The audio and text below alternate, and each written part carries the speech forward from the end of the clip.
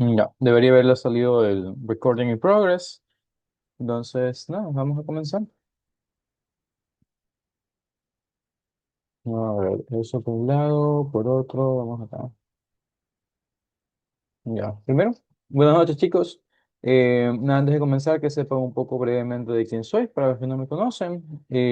Durante 2023 y hasta de 2020 a 2023, fui ayudante de física mecánica, tiene varios auditorios en repetidas ocasiones. Cuando ya me gradué, entré como técnico docente, solamente un año, en 2023 hasta 2024. Y en ese periodo de tiempo, las calificaciones que recibí por parte de ustedes, los alumnos, fueron tan buenas que en 2025 me dieron reconocimiento como el mejor técnico docente a nivel institucional. Notarán que hay una brecha de tiempo y es porque en 2024 hasta 2026 cambié mi contrato técnico de investigación a la par que hacía la maestría en física y ahí me estuve desarrollando justamente como investigador bajo la tutela de Esther Gutiérrez, con quien hemos hecho 4 investigaciones distintas de algunas cosas interesantes que algún día les podré contar.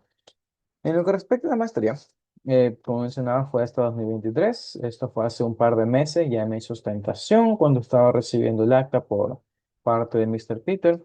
Y bueno, ya la foto después con Esther. Y aquí mis calificaciones, por si les interesan, donde lo más importante y relevante para ustedes sería lo de mecánica clásica, que es física mecánica, pero un poco más pesada, más seria. Dicho eso, creo que se nota que pueden confiar en lo que vamos a ver hoy y por eso sus profesores les han compartido los enlaces. Así que, sin más que decir en esta parte previa, vamos a comenzar con el contenido. Y para eso, ustedes saben que nuestra sesión de hoy se va a basar en cantidad de movimiento. Déjenme cerrar esto, me está estorbando sonido. Ya. Vamos a trabajar con cantidad de movimiento, donde nuestra ecuación se define simplemente de esta forma. Sabemos que la cantidad de movimiento es el producto de la masa por la velocidad. Pero aquí vamos a ver primero un análisis de esta ecuación. Vemos que son simplemente dos variables que se están multiplicando entre sí. Y lo que ustedes más van a estar trabajando, si no lo han venido haciendo ya, es conservación de cantidad de movimiento. Básicamente decir que la cantidad de movimiento de un sistema va a ser algo constante. Y aquí quisiera enfocarme en qué tiene que pasar para que la multiplicación de dos cosas sea constante. Vamos a pensar en dos números. Se me ocurre x y y que multiplicándose entre sí nos dan igual a 10. Y quiero que piensen en un par de números que multiplicándose pues nos dan 10. La respuesta más sencilla sería 10 y 1. Pero obviamente podemos ponernos a jugar con números más grandes. Podríamos jugar con x20 y eso obligaría a que y sea un medio. Y así mismo podemos seguir aumentando, podemos hacer que uno sea 100 y el otro que sea 0,1. Y vamos a ver que el producto de todos va a ser igual a 10. Y eso nos lleva al primer insight de esta ecuación, ¿no? De cómo se trabaja la cantidad de movimiento y la conservación, más que nada.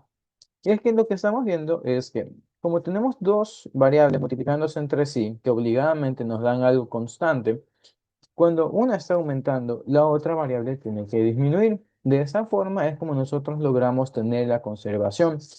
Una analogía en la que pueden pensar es en una persona que está algo pasada de peso que intenta correr. Obviamente, cuando esta persona intente correr, le va a costar, va a ser una persona lenta.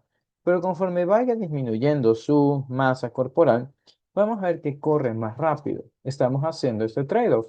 Estamos disminuyendo la masa y eso provoca que la velocidad vaya aumentando. Poco a poco estaremos viendo el cómo jugar con estas ecuaciones en, obviamente, ejercicios complejos, pero más allá de eso de aquí, quería ver cómo ustedes pueden interpretar distintas cosas, ¿no? Y para eso tenemos unos ejemplos y situaciones absurdas. Primero, podemos ver que aquí estarían ustedes. De un lado tenemos una bicicleta que se mueve a 10 metros por segundo y del otro lado tenemos un camión que se mueve a 10 metros por segundo también. Y la pregunta es la siguiente. ¿Cuál prefieren que nos choque? ¿La bicicleta con 10 metros por segundo o el camión que tiene la misma velocidad de 10 metros por segundo? Pueden responder y, por cierto, tanto durante esta sesión como durante las siguientes sesiones son libres de abrir el micrófono, pueden hacer preguntas, no pasa nada. Si se sienten más cómodos escribiendo, pueden hacerlo. Pero volviendo, como mencionaba, como hacía la pregunta, ¿qué prefieren que los choque? ¿La bicicleta o el camión? Creo que es bastante obvio que a pesar de que ambos tengan la misma velocidad, todos vamos a preferir que nos choque la bicicleta porque va a doler menos. Y está bien, aquí tenemos una idea de El golpe está asociado a la masa que nos estaría impactando. Y así como tenemos este ejemplo, podemos meternos con otro ejemplo más. Supongamos que tenemos otra situación. Tenemos el camión que está estacionado y estamos nosotros y a la vez hay una piedra volando. Y pregunto yo, ¿con cuál nos va a doler más interactuar? Así como están, nosotros no vamos a correr a estrellarnos a nada. Aquí claramente, a pesar de que la piedra tiene mucho menos masa que el camión, es preferible interactuar o chocarnos contra la piedra que intentar molestar al camión. Ah, perdón, estoy estúpido. Es mucho mejor interactuar con el camión porque está quieto, no hace nada, en lugar de con la piedrita, a pesar de que tenga una masa mucho más pequeña. ¿Por qué? Porque así mismo esta no nos va a doler. Está el camión ahí, lo tocamos, no pasa nada. Está la piedra viniendo hacia nosotros, lo chocamos, nos va a doler. Ya, y obviamente todo eso está relacionado a la cantidad de movimiento. Pero no solamente esto aquí, sino también les tengo un par de videos más para que piensen un poco y se siga haciendo la activación neuronal. Aquí lo que se tenía que ver ahí es, tenemos una mesa de billar, tenemos una pelota blanca, vemos cómo las distintas pelotas se empiezan a mover después del golpe que le damos a la blanca y cómo este golpe se va propagando. Vemos justamente esos movimientos. Pero no muere ahí. Tenemos que los animales utilizan cantidad de movimiento y conservación de cantidad de movimiento para moverse. Como está aquí esta medusa. Vemos que la medusa está capturando agua, se contrae, bota el agua y eso genera una propulsión que ya podemos ver cómo se trabaja. Así también nos encontramos con otro escenario más donde tenemos una abejita la cual puede volar justamente por obra y gracia a la cantidad de movimiento, por conservación. Asimismo, ya lo vamos a ver.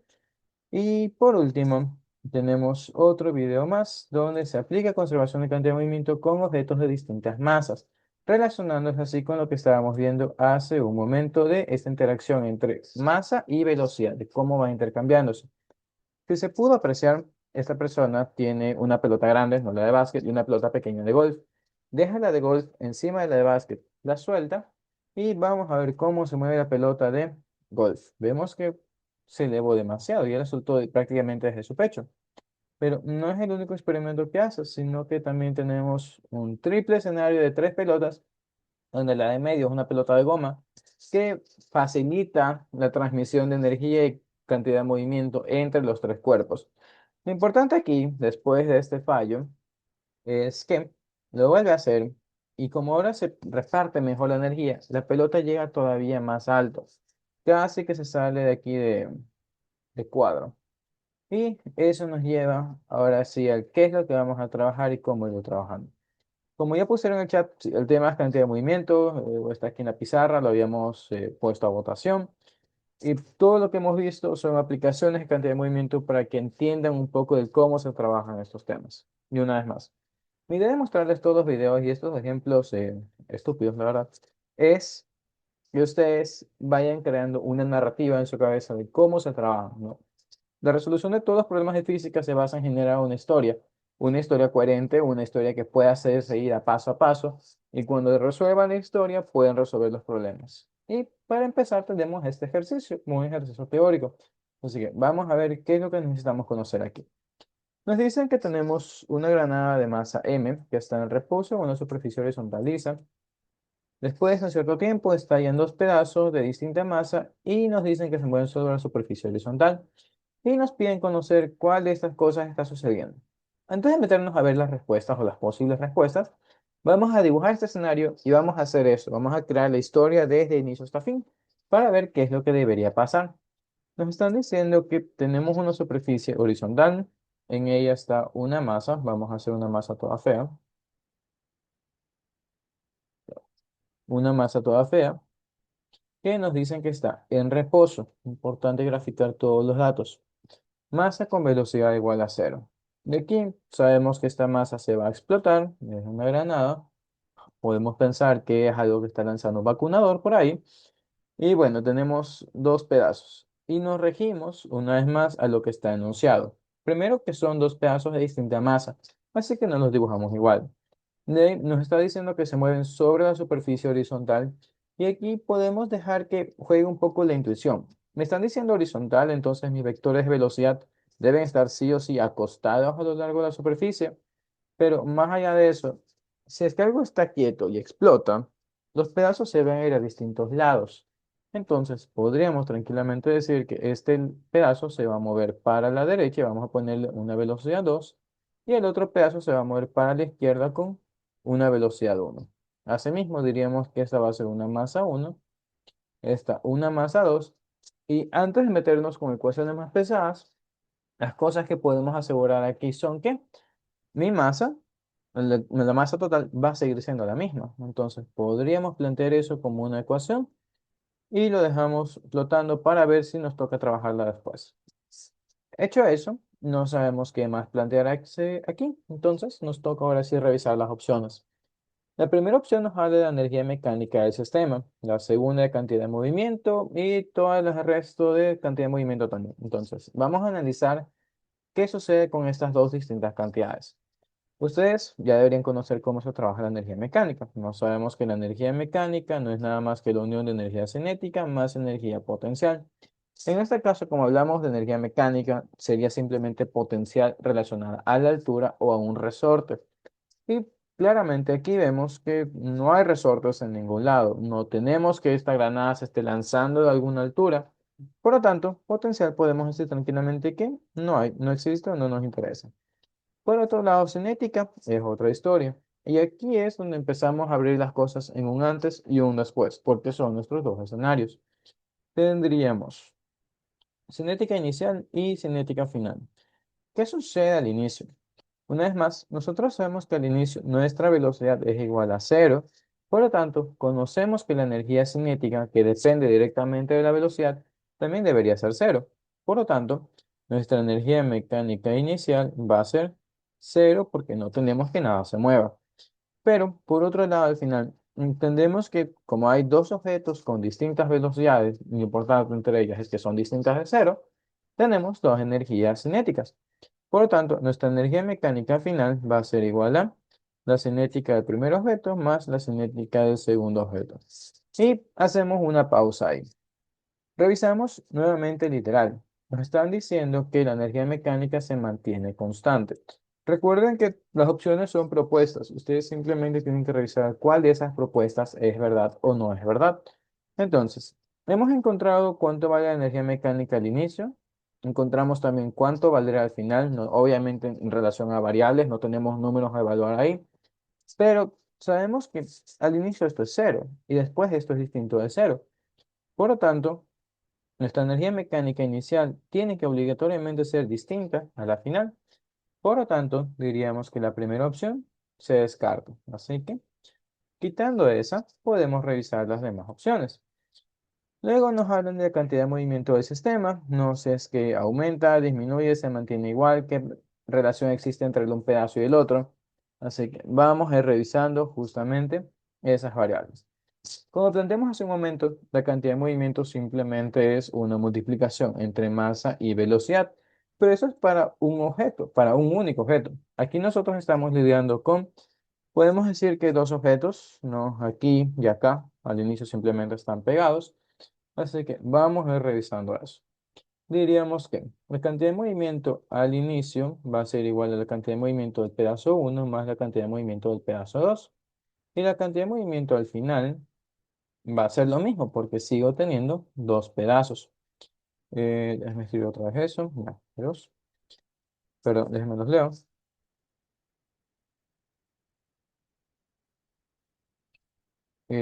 Dios mío, ya vamos a resolver tu duda, Matías. Sí, las masas son distintas, pero más allá de eso tenemos otras cositas más. Ya les respondo sus preguntas de energía. Sí, recuerden que el orden que ustedes me plantearon sería cantidad de movimiento, idealmente hoy y mañana. De ahí pasada nos enfocamos en energía, luego en dinámica y luego en cinemática. Entonces, yo estoy asumiendo que manejan bien o decentemente bien energía. Ya lo vamos a ver, ¿sí? Nada, como decía, aquí estaríamos trabajando estas dos cantidades, ¿no? La cantidad de movimiento inicial y final. Y asimismo nos enfocamos en unas. Vamos a enfocarnos en el inicio. ¿Qué es lo que sabemos del inicio? Primero, una vez más, esto hace referencia al sistema Por eso estamos recolectando la información del cuerpo uno y el cuerpo 2 que comprenden justamente mi sistema. Y lo que veríamos en el escenario inicial es que, como la masa uno y la masa 2 ambas están quietas porque están todavía pegadas y sin explotar, entonces tendría masa uno por velocidad uno que sería cero, más masa 2 por velocidad 2 que también sería cero. Por lo tanto, al inicio tengo algo que es un montón de ceros. Tengo 0 kilogramos metros por segundo. No, recuerden sus unidades también. Y de la misma forma trabajaríamos con la segunda parte, con el segundo escenario. Tendríamos una vez más masa uno por velocidad uno y más masa 2 por velocidad 2. Y aquí tenemos que tener cuidado. Primero, recordamos que esto es un vector. Y como es un vector, igual que cualquier otro vector, su signo depende del sistema de referencia. Algo implícito con lo que nosotros estaríamos trabajando sería que positivos a la derecha. Y si positivos a la derecha, eso nos estaría diciendo que nuestra velocidad 2 va a ser positiva, porque está yendo en la dirección que nosotros estamos considerando como positiva. Y eso también nos diría que la masa uno, porque está yéndose en la dirección contraria, debemos o meter el negativo acá o meter el negativo después aquí dentro de la variable. Lo importante aquí es que, primero, estamos con variables, no conocemos los valores de una cosa u otra.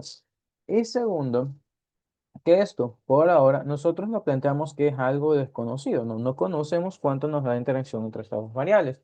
Y esto nos lleva a la parte más importante de la conservación de cantidad de movimiento, que es cuando nosotros podemos decir que se aplica. Y aquí es donde viene un enunciado, ¿no? La segunda ley de Newton. Nosotros sabemos que la segunda ley nos dice que la fuerza neta o sumatoria de fuerzas es igual a masa por aceleración. Pero eso era para la parte bonita y sencilla de dinámica. Ahora que están en cantidad de movimiento, o ya leyeron, o sus profesores ya les dijeron que lean, que la fuerza realmente se define como el cambio de la cantidad de movimiento respecto al tiempo, es su derivada. Y aquí esto nos lleva a algo importante. Una derivada, como ya han venido trabajando en el capítulo de cinemática, es simplemente una razón de cambio, cómo cambian las cosas respecto al tiempo. Aquí estaríamos aplicando lo mismo, pero al sistema. Entonces yo diría que la fuerza neta de mi sistema va a ser igual al cambio en la cantidad de movimiento de mi sistema con respecto al tiempo. Y quizás se pregunten, ¿para qué hacemos esto? Porque se ve más complicado. Y la verdad es que sí, por ahora se ve complicado hasta que revisamos qué fuerzas tiene esta masa. Nosotros vemos que esta masa, esta granada, al inicio, una vez más, está quieta. Está quieta, como está quieta, no estaría sometida a fuerzas de fricción porque no se quiere mover o no se está moviendo. Así que las únicas fuerzas a las que está sometida serían a su propio peso y a una normal. Pero lo importante de estas es que primero se cancelan entre sí. Y segundo, aunque por alguna razón no se llegan a cancelar, nuestro movimiento es horizontal. Nuestros vectores se pueden descomponer siempre en parte vertical y horizontal. Y en este momento estamos analizando la parte horizontal. Como vemos, horizontalmente no hay nada. Como en la parte horizontal no hay fuerzas, decimos que en nuestro caso esta fuerza neta es igual a cero. Y aquí es donde podemos tomar más ideas. Si una derivada es igual a cero, si las cosas no cambian, implican que se mantienen constantes a través del tiempo. Eso aquí nos estaría diciendo que el cambio en mi cantidad de movimiento es igual a cero, por lo tanto, el cambio en la cantidad de movimiento del sistema también es igual a cero. Por lo tanto, la cantidad de movimiento final es igual a la cantidad de movimiento inicial. Y eso, una vez más, nos importa porque nosotros no conocemos qué hacer con esto. No conocemos por ahora qué relación existe entre nuestra primera cantidad de movimiento de la partícula uno y la de la partícula 2. Simplemente sabemos que interactúan entre ellas y nos dan igual a algo. Y ahora, como estamos analizando que no hay fuerzas dentro del sistema, entonces podemos asegurar que entre estas dos variables, la inicial y la final, son iguales. Por lo tanto, dado que la cantidad de movimiento inicial de mi sistema es igual a la cantidad de movimiento final de mi sistema, yo puedo decir que la final y es igual a la inicial, que ambas son iguales a cero. Y recordamos qué es lo que está pasando en la parte final. Lo rescatamos de aquí y de aquí. Vamos a coger esta parte, porque además las son iguales. Tengo cantidad de movimiento uno más cantidad de movimiento 2, pero recordamos que son vectores. Y aquí les hago una pregunta. ¿Cuándo dos vectores sumados entre sí me dan igual a cero? Y para esto podemos hacer dibujos y los pongo a hacer comparaciones. Es posible que este par de vectores me dé igual a cero, o este otro par, o este otro par. Claramente, el par que sumado me da igual a cero va a ser el tercer par, no porque estamos viendo que están en distintas direcciones, pero también importante, tienen el mismo tamaño. Si yo sumo estos dos que están en distintas direcciones, veo que me va a sobrar un pedazo. No tengo un pedacito chiquito todavía de cantidad de movimiento que va a la derecha, pero no se ha matado todavía. Entonces, aquí lo que estamos haciendo es aplicar la condición de vectores para poder decir que la suma entre vectores es igual a cero, y es que los vectores deben ser iguales. Por lo tanto, si mis dos vectores tienen la misma magnitud, esto lo que me está diciendo es que el uno es opuesto al otro, y con eso podemos resolver estas comparaciones. Vamos a ver. Nos están diciendo que la cantidad de movimiento del sistema aumenta. Esto es falso. Sería verdadero si y solo si la fuerza neta fuera distinta de cero. Porque como dijimos, la fuerza neta implica cambios. Si es que tuviéramos un cambio positivo, estaríamos diciendo ahí sí que aumenta. Y si aumenta, pues ni modo, sería verdadero este enunciado. Pero como nos salió que es igual a cero, no tiene nada que hacer aquí. Y eso nos lleva a los otros tres literales. El C nos dice que el pedazo de mayor masa tendrá mayor cantidad de movimiento, el otro nos dice que el pedazo de menor masa tendrá mayor cantidad de movimiento. Y es muy sencillo caer en la trampa del literal D, basado en lo que vimos hace un momento, de esta relación entre masa y velocidad. Así que vamos a analizarlo. Como dijimos, la cantidad de movimiento es simplemente masa por velocidad. Lo que estamos viendo es que este pedazo, como tiene menos masa, debería tener más velocidad. Y está bien, no pasa nada. Pero vamos a ver que existe este cambio porque sí o sí la cantidad de movimiento, uno, tiene que ser constante y tiene que ser igual a la cantidad de movimiento del segundo objeto. Entonces, ¿qué es lo que está pasando aquí? Encontramos que lo que el pedazo de menor masa tiene no va a ser mayor cantidad de movimiento, sino va a ser mayor velocidad. Si nos dijeran eso, perdón, mayor rapidez, para ser explícito solamente en la cantidad y no con vectores, ahí estaría bien. Pero me están hablando de mayor cantidad de movimiento. Y como ya planteamos por acá, deben ser iguales para mantener que la suma entre esos dos va a ser igual a cero. Si no está claro ahí, vamos a verlo con la balanza que teníamos hace un momento, esta cosa de acá. ¿Qué tiene que pasar con esta balanza para que esté en equilibrio? Creo que la respuesta debe ser bastante obvia. No sé si ustedes van a hacer una compra y los comparan con una pesa. Lo que están comprando debe tener la misma cantidad de la pesa para decir que estamos igualados. Si no estamos igualados, pues obviamente hay un desbalance y nos estarían cobrando de más. Y la idea es exactamente la misma acá. Para hacer que la suma de nuestros dos vectores sea igual a cero, como planteamos por aquí, entre estos dos deben ser iguales. Por lo tanto, ninguno de ellos dos tiene mayor cantidad de movimiento que el otro, sino que ambos tienen la misma magnitud de la cantidad de movimiento. Nuestra opción sería la E. Si no hay preguntas con eso, vamos a responder ahora sí la pregunta que hay por acá hace rato y de ahí avanzamos. Perdón, no me deja hacer captura. Ahí está. Ya, aquí cuando planteamos esta suma de energías mecánicas, uno de ustedes puso esta pregunta. ¿Qué sucede con cada uno y cada dos? Si no se pueden simplificar debido a que las velocidades van en direcciones opuestas. Hay que recordar que la definición de energía cinética es un medio por masa y rapidez al cuadrado. El hecho de que tengamos la rapidez al cuadrado implica que nuestra rapidez siempre va a ser positiva, nuestra energía cinética siempre va a ser positiva, porque el tener un cuadrado aquí hace que se pierda esta identidad de signo. Podemos suponer que son masas iguales y tienen la misma velocidad, pero en sentidos contrarios. De hecho, vamos a darle números. Vamos a poner velocidades de 10 metros por segundo y que uno va a la izquierda y otro va a la derecha.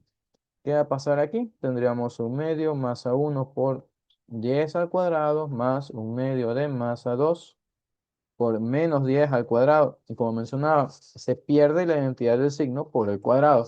Entonces nos da absolutamente igual la dirección que tenga. Nuestra energía cinética siempre es aditiva, siempre y cuando haya movimiento. Ya, los leo.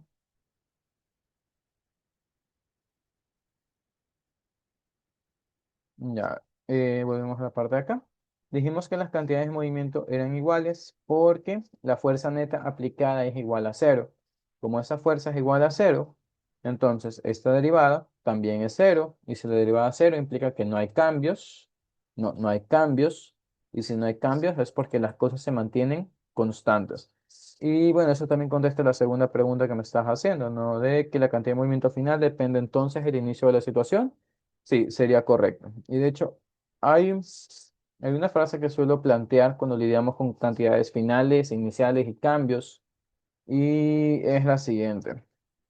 No, cualquier cosa final depende de la cosa al inicio, más los cambios que hagamos. No, y pueden aplicarlo a sus vidas, ¿no? También. A dónde lleguen al final de su vida depende de dónde empezaron y, más importante, qué cambios hicieron ustedes a lo largo de su vida. Pero quitando la parte filosófica de lado, lo que nos está diciendo eso también es que, en este contexto, la cantidad de movimiento final depende de la cantidad de movimiento inicial más los cambios que estemos haciendo en la cantidad de movimiento. Si no hacemos ningún cambio o nos sale que ese cambio es cero, como estábamos viendo hace un momento, pues ahí sí, la final va a ser exactamente la misma que al inicio. Pero recuerda, esto es para un sistema, no para una partícula individual. Para las partículas individuales sí está cambiando, porque al inicio una estaba quieta y luego una ya no está quieta.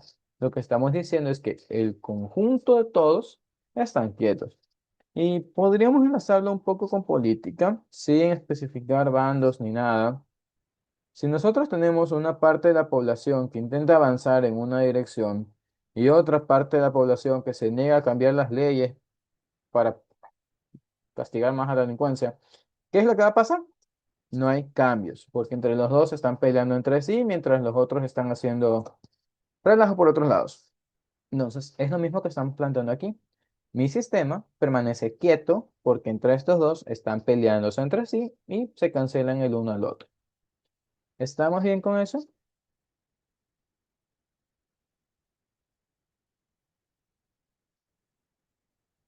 Esperaría que sí, ya los leo y mientras tanto me gustaría que lean este ejercicio porque nos lleva a otra cosa más.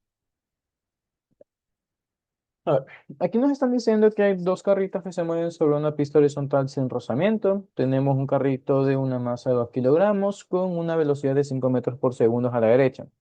El otro tiene una masa de 3 kilogramos que se mueve a la izquierda y nos dan su velocidad. Nos dicen que ambos chocan y rebotan sin perder energía. Tenemos un choque perfectamente elástico. Y conociendo eso nos piden encontrar las velocidades finales uno y 2. Entonces, primero, siempre dibujar. Vamos a hacer un dibujo de la situación. A ver, ¿con qué nos estaríamos encontrando? Tenemos por aquí un primer carro, que sería el carro uno por su velocidad, no que va a la derecha. Velocidad inicial del uno. No, aquí vamos a usar otra notación.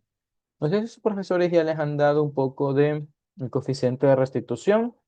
En tal caso, en el coeficiente de restitución se utilizan las velocidades antes y después de las cosas. Y para no mezclar V's de velocidades, lo que se suele plantear es que la inicial se la escribe con U, ya, U inicial, y para velocidades finales se pone V. Entonces, vamos a seguir esa idea. Tendremos que la velocidad inicial del primero va a la derecha, mientras que el segundo carro va a la izquierda, U2. De aquí nos dicen que se chocan y rebotan. Entonces, tenemos que la velocidad final uno sería a la izquierda y la velocidad final 2 va a la derecha. Sí, sin mayor misterio. Entonces, vamos a revisar qué es lo que deberíamos hacer. ¿Qué es lo que nos está diciendo el problema? Tenemos carros que vienen, se chocan, rebotan, pero no pierden energía. Con esa información, asimismo podemos empezar a construir una historia. Si no pierden energía, estamos en un choque perfectamente elástico, pero también importante, y lo que implica eso, es que toda la energía que teníamos del sistema, vamos a ponerlo aquí, energía del sistema inicial, va a ser la misma energía que tenemos del sistema al final. y ya veremos qué hacemos con eso. Adicionalmente, podemos revisar asimismo los cuerpos que tenemos aquí y vamos a encontrar que no hay fuerzas involucradas.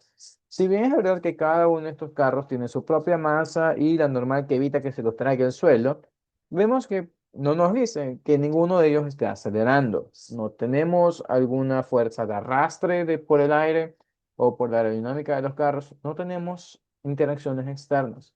Entonces, como acabamos de hacer hace un momento, diríamos que la fuerza neta es igual a cero.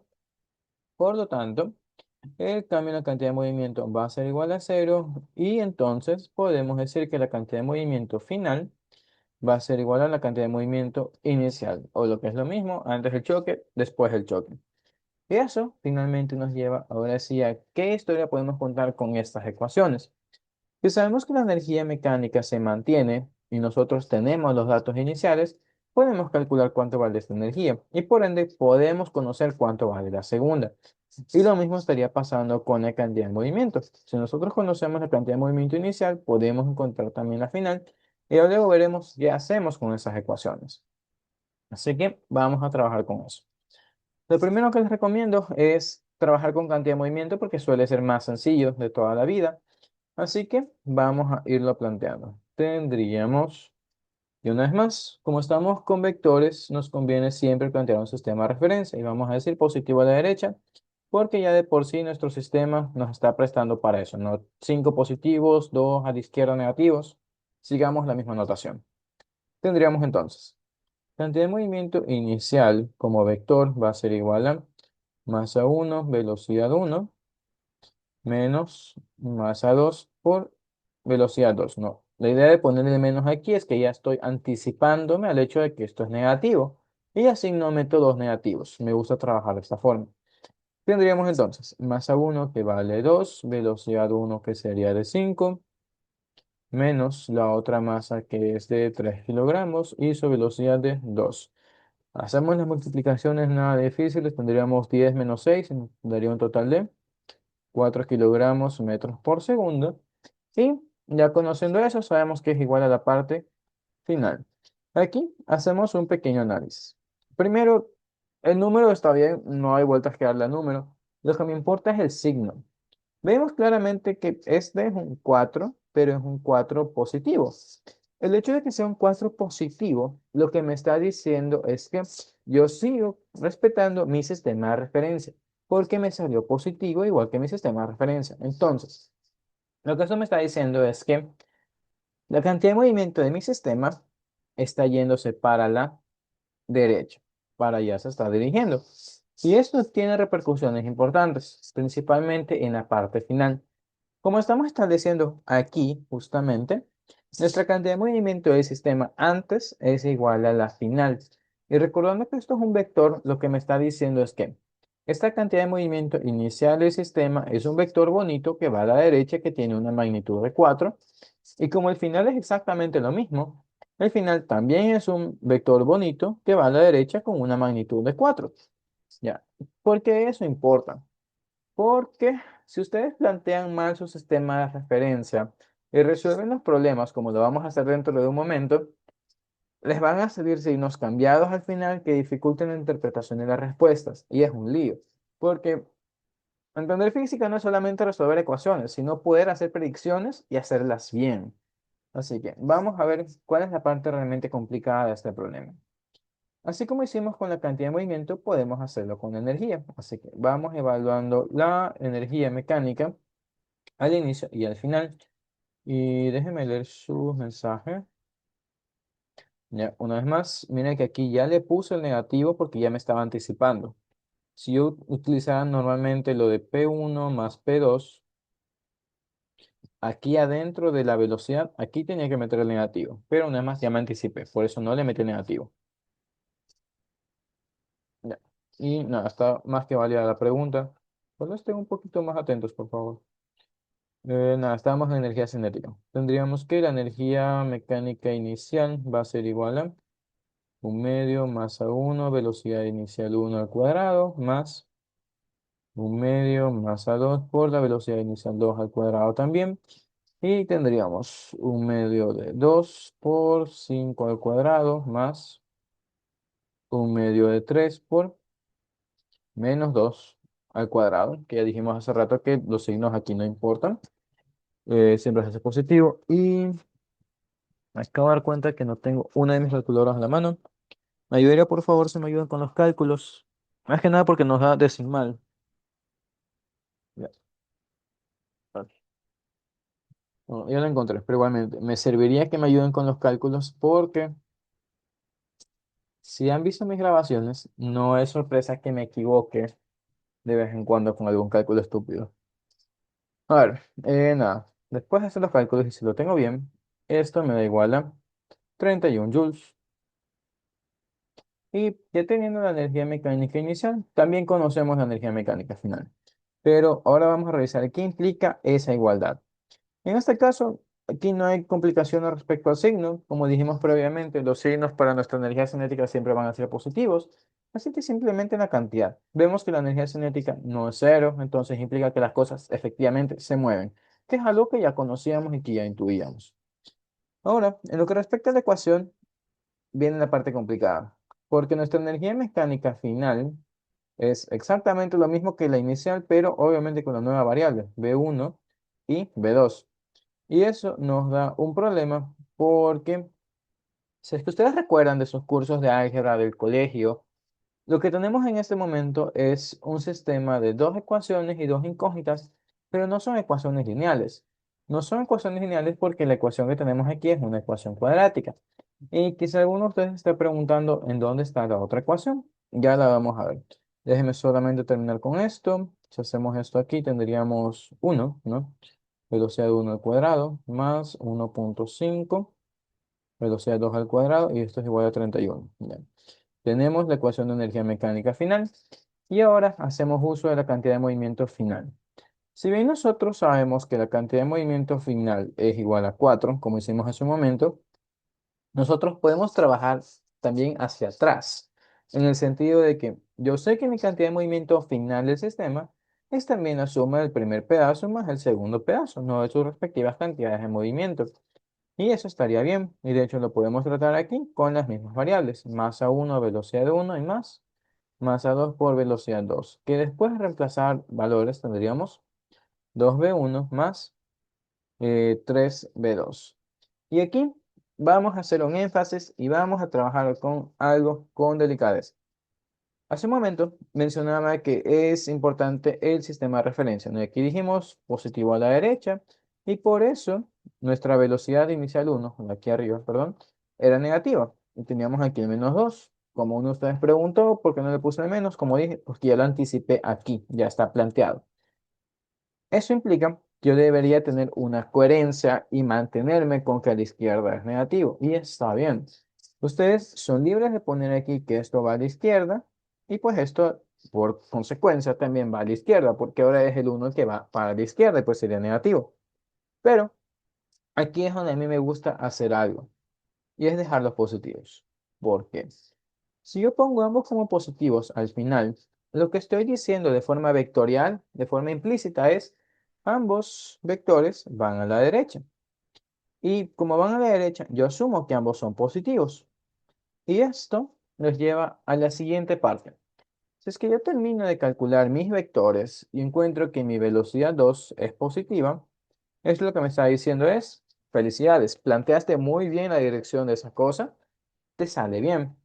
Y dices que la velocidad de 1 me sale negativa, lo que me estaría diciendo es, te equivocaste al plantear la dirección de esa cosa porque te sale negativo.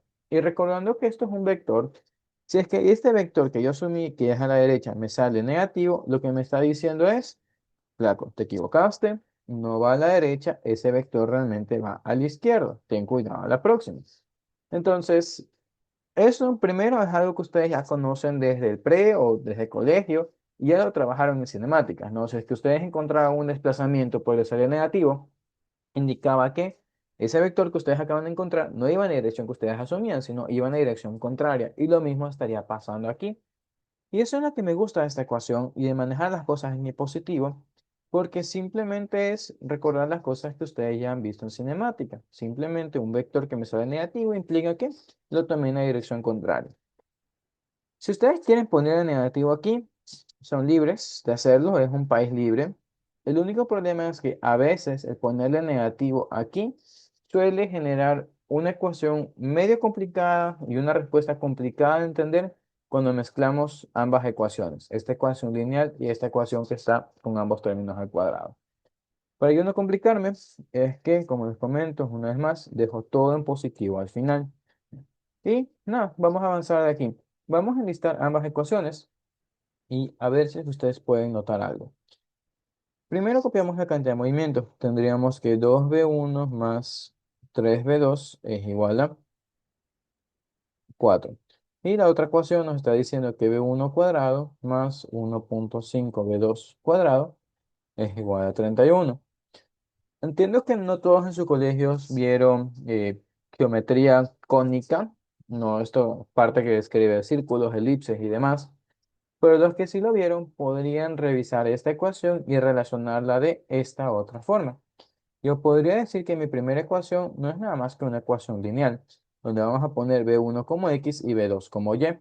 Tendría entonces 2x más 3y es igual a 4. Y por el otro lado tendría x cuadrado más 1.5y cuadrado, y todo esto es igual a 31. Y quizás se pregunten, ¿para qué estoy haciendo esto? A priori no les va a solucionar la vida, pero es simplemente para que vean una relación que podemos encontrar. Como dijimos, nuestro eje horizontal sería B1, y lo que nosotros recordamos de las cosas que están planteadas, nuestros datos iniciales, es que la velocidad 1, no, la del primer objeto es de 5 metros por segundo, y la velocidad del segundo objeto es de menos 2. Entonces, estamos describiendo cuál es nuestro punto inicial, no la relación inicial entre estas dos variables, velocidad 1 y velocidad 2. Pero, como estaba mencionando, las ecuaciones que tenemos ahí escritas son una ecuación lineal y la otra es una cónica, en este caso es una elipse. Como podemos ver, esta ecuación lineal se cruza con la elipse en el punto que hemos marcado como una condición inicial. Y no es coincidencia, ese punto se está marcando porque es esta unión específica de variables la que satisface dos ecuaciones. Vamos a ponerlo en lenguaje simple para que se entienda. Esta pluma que tengo es de un color y de una forma definida. Si ustedes me dicen que la pluma que tengo aquí es un cuadrado y es roja, pues está mal. Si me dicen que es un cuadrado y que es azul, también está mal.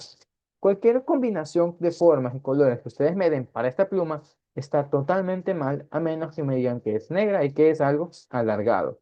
Y lo mismo estamos haciendo aquí. Nuestras dos condiciones a satisfacer son que se conserva la energía y que se conserva la cantidad de movimiento. Y como vemos gráficamente, solamente existen dos puntos o dos combinaciones de velocidades que lo logran, que son este punto inicial, este punto de intersección de aquí, que va a ser nuestro punto final. Entonces, este punto final, que está aquí marcado con estos valores, nos está diciendo cuáles son las velocidades 1 y 2 en justamente nuestro escenario final, que es lo que estamos buscando. Reitero, sé que esto es un poco molestoso de ver, pero simplemente quiero que entiendan que son dos condiciones, dos ecuaciones que se satisfacen y que justamente tenemos dos puntos porque tenemos una parte inicial y una parte final. No hay más formas para perderse aquí. Y eso finalmente nos lleva a la resolución de este bonito sistema de ecuaciones. Aquí necesito su atención. Como vemos, son dos distintas variables. No, si alguno de ustedes propone elevar esta ecuación al cuadrado, y obviamente la haber hecho también al cuadrado y de ahí empezar a despejar, pueden hacerlo. El problema es que van a tener el término central, ¿no? El binomio al cuadrado, que en este caso sería 12b1b2, y no se van a poder deshacer de eso. Así que no les sugiero hacer este camino de elevar las cosas al cuadrado, sino despejar una variable de aquí e introducir esa ecuación en la otra ecuación. Tendríamos entonces, vamos a despejar B1 porque es más bonito tener divisiones para 2 que para 3. Tendríamos que B1 va a ser igual a 4 menos 3B2 y todo dividido para 2, que nos estaría saliendo 2 menos 1.5 B2 al cuadrado, pero B2 nada más. Me estoy adelantando. Como ya tenemos B1, ahora sí reemplazamos eso aquí en nuestra otra ecuación, toda bella, toda hermosa. Ya vimos ese cuadrado. Tenemos 2 menos 1.5b2 al cuadrado y más todo lo demás. Y aquí, por favor, necesito una vez más, me atiendan y más que nada me digan si es que cometo algún error. Tendríamos el primero al cuadrado, 4 menos 2 por, estos dos dan 3 y por 2 nos darían 6 en total. Tenemos 6b2. Y por último esto al cuadrado de 1.5 cuadrado que nos daría 2.25 y b2 al cuadrado. Y finalmente este otro que está aquí esperando, 1.5 b2 al cuadrado y todo es igual a 31. Aquí, como podrán notar, la ecuación se puso un poco más asquerosa, pero tiene una forma conocida, porque si yo junto estos, tengo un solo término cuadrático, un término a la 1 y el resto que es simplemente un número, que nos lleva a decir que esto de aquí es una ecuación cuadrática de toda la vida. Por lo tanto, ustedes pueden resolver esta ecuación cuadrática con la ecuación general. Así que para hacerlo, vamos a juntar todas las cosas y vamos a hacerlo del lado izquierdo. Tendríamos 3.75 b2 al cuadrado menos 6b2 y por último si mandamos eso acá sería menos 31 que nos daría menos 27. Todo esto igualado a cero. Y ya con esto ahí igualado a cero, son libres de poner la ecuación general en sus calculadoras o de resolverlo directamente. Ya, si es que no saben resolverlo directamente, les sugiero búsquenlo. En mi caso, tengo que poner mi calculadora en modo y en modo busco ecuación. No, la tecla ven que me marca que es la 5 y en la 5 me despliega un montón de ecuaciones. En este caso escogería la opción 3 que sería mi ecuación cuadrática. Y ahí empiezo a rellenar quién es A, quién es B y quién es C. Tendría 375 menos 6 menos 27. Y al resolverlo me da justamente dos opciones, porque es una ecuación cuadrática. Esto me está diciendo, nuestra primera opción va a ser 3.6 metros por segundo. Y nuestra segunda opción va a ser menos 2 nada más, menos 2 metros por segundo. Ahora, como vemos, esto solamente me está dando B2, no tengo B1, pero B1 está aquí para ser resuelto. Entonces, como tengo dos valores de velocidad 2, esto me lleva a que yo tengo también dos valores de velocidad 1 derivados de esos valores de ecuación de velocidad 2. Así que lo que haríamos sería reemplazar esos valores en la ecuación que teníamos hace un momento y a ver qué nos sale. En el primero tendríamos 2 menos 1.5 por 3.6 y nos daría menos 3.4 metros por segundo. Y en el otro nos estaría diciendo 5, ya como hicimos hace rato. Ya. Entonces, ¿esto a qué nos lleva? Si se dan cuenta, estos valores aquí, este par bonito que nos salió, es exactamente lo mismo que teníamos al inicio. Dijimos que la velocidad del primer cuerpo, o V1, tenía que ser 5, y la velocidad 2 era menos 2. Mientras que el otro conjunto de valores que nos ha salido es un conjunto totalmente nuevo. Y como es un conjunto totalmente nuevo, y son puntos que satisfacen ambas ecuaciones, estos dos están obligados a sí o sí ser la combinación final. Y eso nos lleva a una verificación de todo lo que estamos haciendo aquí. Si bien la resolución es un poquito extensa, hasta que ya le cojan práctica, si ustedes siguen este camino a través de conservación de energía y de meter una ecuación dentro de la otra, siempre van a tener dos pares de valores. Y siempre y cuando su energía se conserve, un par de valores corresponde al punto inicial o a la combinación inicial y el otro, como menciono, al final. ¿Y por qué hago énfasis en eso? Supongamos que aquí, después de resolver todo esto, me salía que esta era igual a, no sé, menos 4 y la otra me daba 10. ¿Qué pasaría aquí? Vería que ninguno de estos dos corresponde a mi parte inicial. Entonces, como ninguno de estos dos corresponde a mi parte inicial, la forma en la que esto se soluciona es buscando en dónde está el error. Y lo menciono porque es algo que me ha pasado muchas veces, creo que también lo tengo grabado por ahí, pero ajá, si es que no le sale su par de valores iniciales aquí, significa que algo se comió dentro de la ecuación. Y como menciono, simplemente hay que buscar en dónde estuvo el error y volver a plantearlo. Normalmente el error se da aquí, al abrir el cuadrado, Pero bueno, son detalles, sí, reitero, todas estas prácticas. Ya conociendo esas velocidades, pues habremos resuelto el problema y quizá alguno de ustedes se sienta agobiado porque es mucho, estoy consciente de que es mucho, y eso nos lleva a otra cosa más que se puede hacer, que es el camino corto dentro de cantidad de movimiento. Así que vamos a copiar nuevamente el problema y vamos a ver qué otra cosa se puede hacer. Aquí es donde entra en juego la cantidad que mencionaba hace un momento, que es el coeficiente de restitución. Y para que se hagan una idea de qué es el coeficiente de restitución, quiero que piensen en una pelota que rebota. No tengo mi pelotita de golf, no sé dónde la boté, pero pueden ver, obviamente, la pelota que tengo aquí de básquet. Ven que la solté a una altura y no llegó a la misma altura. Y es porque no toda la energía que tenía inicialmente regresó a ella. Parte de esa energía se perdió como calor, deformación, entre otras cosas más. Y es ahí donde entra justamente este coeficiente. El coeficiente de restitución lo que nos dice es, de cierta forma, cuánta energía vuelve al cuerpo. Pero la definición que nosotros tenemos dentro de nuestras ecuaciones es la siguiente. El coeficiente es esta cosita de aquí. Y lo que nos relata es cómo se ve la velocidad relativa, pero es la final, la velocidad relativa final, respecto a la velocidad relativa inicial de mis cosas. O como se suele plantear, la relación que hay entre el cómo las cosas se alejan respecto al cómo ellas dos se estaban acercando. Vamos a poner un ejemplo súper baboso. Supongamos que ustedes no se han visto en mucho tiempo con algún amigo que estiman demasiado. ¿Qué es lo que van a hacer cuando se encuentren en el aeropuerto? Correr el uno al otro. Ya se están corriendo para irse a encontrar. Ahora, supongamos que se pelean por alguna razón y se detestan en este momento y quieren alejarse. Ya, corren el uno alejado del otro. Si es que estas dos velocidades son iguales, estas dos velocidades relativas de acercamiento y alejamiento son iguales, diríamos que este coeficiente es igual a uno, porque la misma intensidad con la que se alejan es la misma intensidad con la que se atraen. Y es lo mismo que estaría pasando aquí, pero con los cuerpos que se van a chocar o que ya se chocaron o lo que sea que estamos haciendo. Y eso nos lleva ahora sí al cómo trabajamos esta bonita ecuación. Si no me equivoco, aquí debe haber un menos. Y aquí estoy simplemente revisando cosas, donde lo que tenemos que hacer es esta relación. Como habíamos dicho, B sería para final, mientras que abajo U sería para inicial.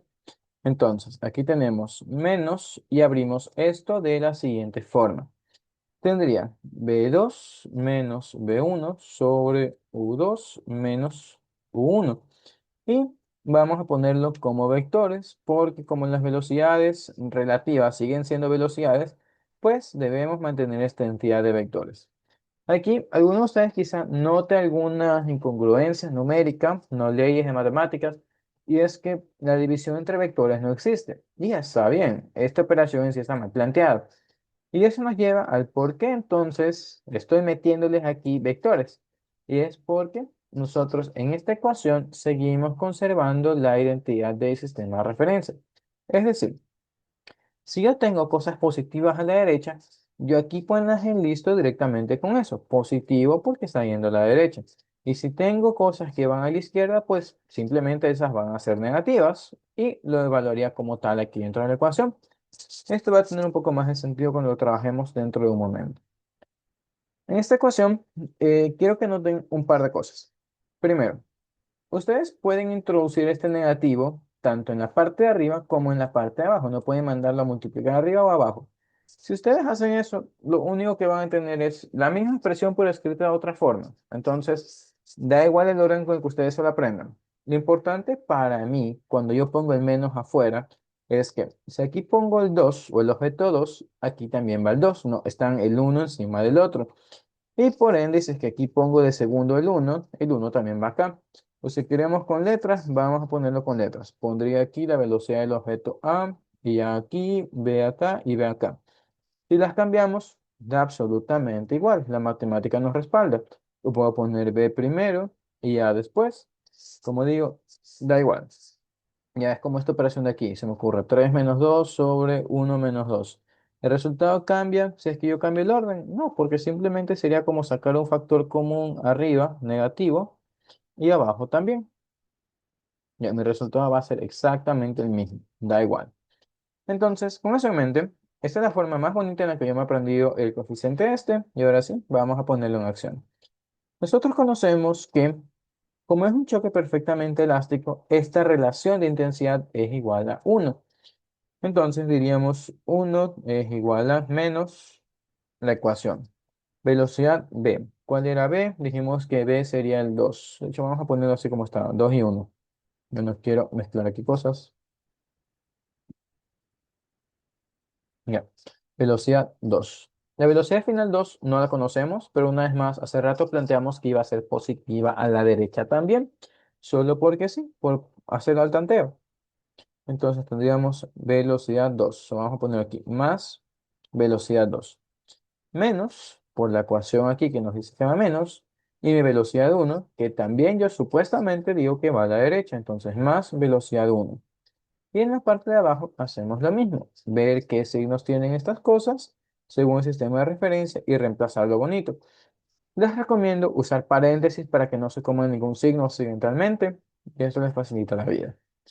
El segundo objeto, ¿qué nos dicen? El segundo objeto es negativo porque va a la izquierda, entonces reemplazo ese signo aquí, menos 2. Y el uno era positivo, tenía una velocidad positiva de 5, la reemplazo aquí como más 5. Y aquí pues simplemente podemos trabajar esta ecuación, ya borramos paréntesis innecesarios, tendríamos b2 menos b1 y abajo tendríamos menos 7. Finalmente podemos cancelar los negativos y tenemos b2 menos b1 sobre 7 y todo esto es igual a 1. Y de aquí podemos hacer un despeje sencillo y decir que b2 menos b1 es igual a 7, no pasando el 7 a otro lado a multiplicar. Y esto nos lleva finalmente a una nueva pregunta que es, ¿para qué hicimos esto? ¿Para qué generamos una ecuación más? Recordamos que nosotros dijimos que la cantidad de movimiento se conservaba. Entonces, esta ecuación de aquí sigue existiendo. La energía también se sigue conservando, pero nosotros no nos estamos metiendo con la ecuación pesada de energía, sino con la ecuación de el coeficiente de restitución. Y eso lo que nos permite es decir que ahora no tengo una ecuación, pero no tengo una ecuación elíptica y una ecuación lineal a la vez, sino tengo dos ecuaciones lineales, que como cualquier par de ecuaciones lineales, ustedes pueden resolver simplemente por el método que les dé la gana. En mi caso, lo que me gusta hacer es eliminación, no despeje y sustitución. Esto también les sirve para cinemática y si no lo saben hacer, vamos a verlo. Primero identifico, no, primero arreglo mis ecuaciones para que me queden en el orden que a mí me interesa. Vamos a poner B1 primero y luego B2. Tendría menos B1 más 2B2. Ya, ahora sí ordenadas, no B1 encima de B1, B2 encima de B2. Diría lo siguiente. Si yo sumo estas dos ecuaciones así como están, tengo 2B1 y menos B1. No se matan entre sí porque no tienen la misma magnitud. Esta tiene magnitud de 2 y esta tiene magnitud de 1. Entonces, para hacer que se maten totalmente, voy a o disminuir la magnitud de esta o aumentar la magnitud de esta. Lo más sencillo pues sería jugar con multiplicaciones en lugar de divisiones. Así que voy a multiplicar toda mi primera ecuación por 2 para obligar a que esto ahora sea un 2. Y tendría menos 2b1 más 4b2 y todo esto igual a 14. Y del lado de abajo pues no hacemos nada, simplemente copiamos la ecuación así como está. Ahora, antes de seguir, para quienes no hayan trabajado estas matemáticas todavía o si no les quedó claro en el pre, multiplicamos por 2 ambos lados de la ecuación para mantener la igualdad. No, si me están diciendo que esta cosa es igual a esta cosa, es porque son el mismo número. Tengo de un lado 7 y del otro lado 7. Si solo multiplico un lado por 2, rompo la igualdad. Entonces no me sirve, ya no estaría trabajando bien. Por eso multiplicamos ambos lados por el mismo valor. Dicho eso, tenemos esta nueva ecuación más bonita y veo que en este momento, ahora sí, si yo sumo esta con esta, se van a cancelar. De este otro lado, pues no se cancelan, pero me sobra algo manejable y es que aquí tendría 7b2. Y así mismo, si sumo estas dos, tendría 18. Para finalmente decir que b2 va a ser igual a 18 sobre 7, que veamos cuánto nos estaría dando. Sería un 2,53 y eso está mal. ¿Por qué está mal? En algún lado le acá directamente. ¿Alguno de ustedes identificó algún error dentro de lo que hice? Aquí no era 2B2, simplemente era B2. A ver, esto sería 2 nada más. Chicos, por favor, si ven que cometo algún error estúpido, háganmelo saber. Como dije hace rato, suelo equivocarme en tonterías. Ya, 5. 18 para 5 nos daría 3,6. Ya, déjenme ver el mensaje. Eso mismo, gracias Matías. Un poquito más antes me serviría más. Pero sí, nada, tenemos ahora sí 3,6 para B2 y para B1 pues reemplazamos en cualquiera de las ecuaciones que tenemos aquí metidas. Entonces vamos a hacer una primera. Tendríamos menos B1 más 3,6 es igual a 7 y haciendo el despeje correspondiente nos va a salir que esto tiene que ser 3,4 metros por segundo. ¿Qué nos estaría diciendo esto? Perdón, menos 3,4. Nos estaría diciendo una vez más que como vectores, esta cosa estaba bien planteada porque me sale positivo y como yo dije que iba a la derecha, pues no me está corrigiendo, me está validando que lo hicimos bien. Mientras que acá, una vez más, asumimos que también iba a la derecha y lo que nos está diciendo el signo negativo es que esto está mal, que sería realmente a la izquierda, que es lo que nuestra intuición nos estaba diciendo desde un inicio. Como pueden ver, este proceso con el coeficiente de restitución es mucho más corto que el proceso energético, pero nace también el proceso energético, nace de una relación entre ambas cosas. Vamos a ver un poco más sobre este coeficiente antes de avanzar al siguiente problema, porque aquí simplemente lo introdujimos y lo usamos.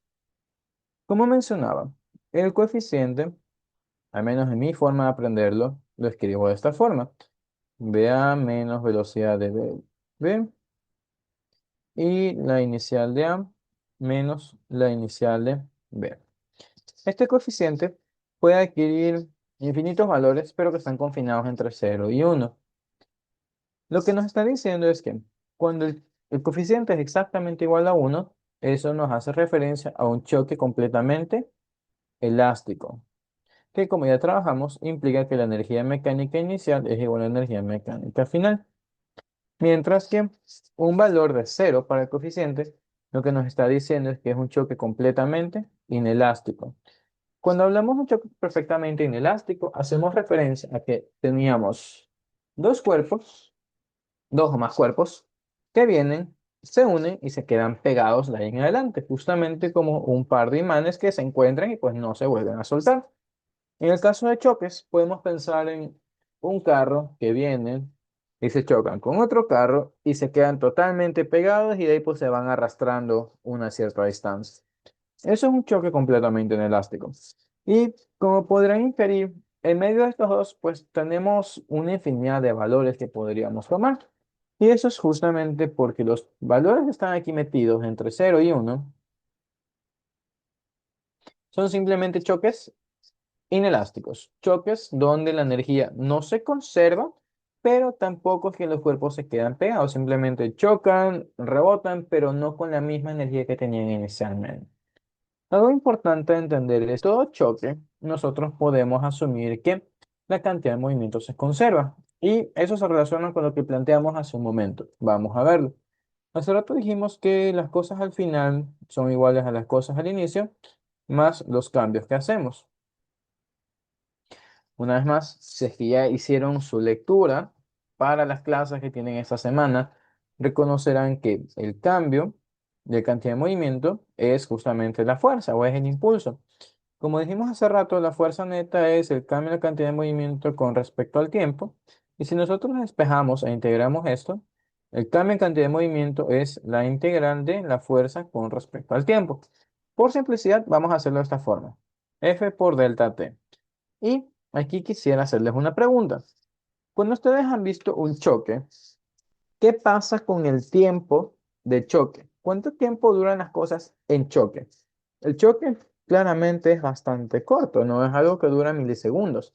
Entonces, por más grande que sea la fuerza en un impacto, el hecho de que el tiempo tienda a cero provoca que el cambio de la cantidad de movimiento sea también cero durante un impacto, porque como el tiempo es tan corto, no permite que actúe sobre el sistema. Un ejemplo de esto, de hecho podemos buscarlo en este momento, va a ser esta cosa de acá, Range Pulling Table Cross. Ya. Me imagino que sí conocen la película de Grinch y acabamos de ver justamente lo que quería en este momento. ¿Qué pasó con las cosas que estaban encima de la mesa? Pues vemos que Jim Carrey intenta jalarlas con el mantel. Bueno, obviamente ser un desastre, está en su momento de rabieta, pero vemos que hubo una fuerza aplicada, pero la fuerza se aplicó durante un tiempo tan corto que prácticamente el cambio fue igual a cero y por eso las cosas no se cayeron. Y es lo mismo que pasa en un impacto. Dado que los impactos producen estos, no tiempos cortos, tranquilamente podemos asumir que en un choque la cantidad de movimiento final es igual a la cantidad de movimiento inicial del sistema. ¿No? Si no hay preguntas con esto, vamos a avanzar. No, como mencionaba, el coeficiente de restitución no siempre vale uno. Vale uno solamente para un choque perfectamente elástico. Para otros escenarios, seguramente les piden que lo calculen o les dan algún valor. Se me ocurre un 0,7. Ya, conociendo que el coeficiente es 0,7 y que las velocidades iniciales eran tales, calculan las velocidades finales. Ya, son cosas que podemos hacer después. Algo implícito aquí, para que el coeficiente valga cero, vamos a analizar esta ecuación. Vemos que es una fracción. Tenemos número uno dividido para número 2. Ya. Cuando una división nos da igual a cero, tenemos dos escenarios. Que la parte inferior sea infinitamente grande, ¿no? Y así la división tiende a cero. O el escenario más sencillo, que el numerador sea igual a cero. Y eso lo que nos está diciendo es que para que nuestro coeficiente sea cero, las velocidades de arriba deben ser iguales. Y eso es justamente lo que se menciona cuando tenemos un choque perfectamente inelástico.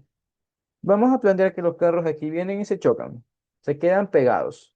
Si ellos se siguen arrastrando a través del espacio, ¿qué es lo que vamos a ver de sus velocidades por el hecho de que estén pegados? Que sus velocidades van a ser iguales. Y como las velocidades son iguales, el coeficiente vale cero porque estoy cancelando el mismo número. Mm.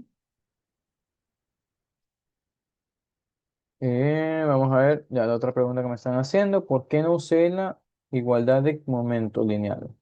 Si usamos la igualdad de momento lineal, con la igualdad de momento lineal lo que sacamos es que la cantidad de movimiento inicial es 4, la final también va a ser 4, y yo solamente sé que la suma de mi final uno y final 2 va a ser igual a 4. No conozco nada más. Por eso estábamos obligados a meternos con la ecuación de energía, porque simplemente me están diciendo, tienes 2x más 3y igual a 4. Ahí te pregunto, ¿cuántos números se te ocurren que pueden dar esa combinación? Son infinitos números. De hecho, por eso podemos graficar esto como una ecuación de una recta. Y aquí está. Quitemos esto, quitemos esto, quitemos esto. Todos los números que están montados en la recta de conservación de cantidad de movimiento, te pueden dar ese valor, pero vemos que no es la única condición a satisfacer, sino como dijimos, tenemos la conservación de energía también para satisfacer, y por eso es que nos metimos con toda esa otra cosa. Y bueno, si no hay preguntas, vamos a trabajar con esta otra cosa de acá. Nos están diciendo que tenemos dos masas idénticas de 0,9 kilogramos que se presionan contra los extremos opuestos de un resorte ligero con una cierta constante de fuerza. Tenemos que el resorte se comprime 20 centímetros a partir de su longitud normal y nos piden calcular la rapidez de cada masa cuando se mueven libremente sobre la mesa horizontal sin fricción. ¿Qué es lo que vamos a hacer aquí? Vamos a revisar. Primero, el dibujo, ¿no? El dibujo prácticamente está planteado. Tenemos que este sería nuestro antes, pero vamos a meter la información. Lo que nos están diciendo en este antes es que el resorte está comprimido. Tenemos una compresión de 20 centímetros. Y sabemos que si un resorte está comprimido, implica que ese resorte tiene una fuerza metida ahí. Y adicionalmente tenemos energía elástica, que ya estaremos calculando. Pero por ahora, dejémoslo ahí. Tenemos energía elástica distinta de cero. Siguiente.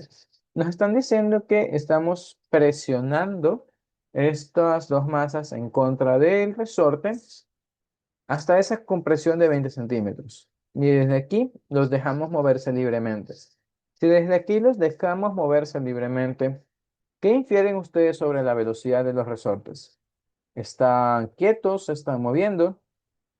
¿Qué me pueden decir? Y mientras tanto, déjenme revisar unos mensajes que me están llegando.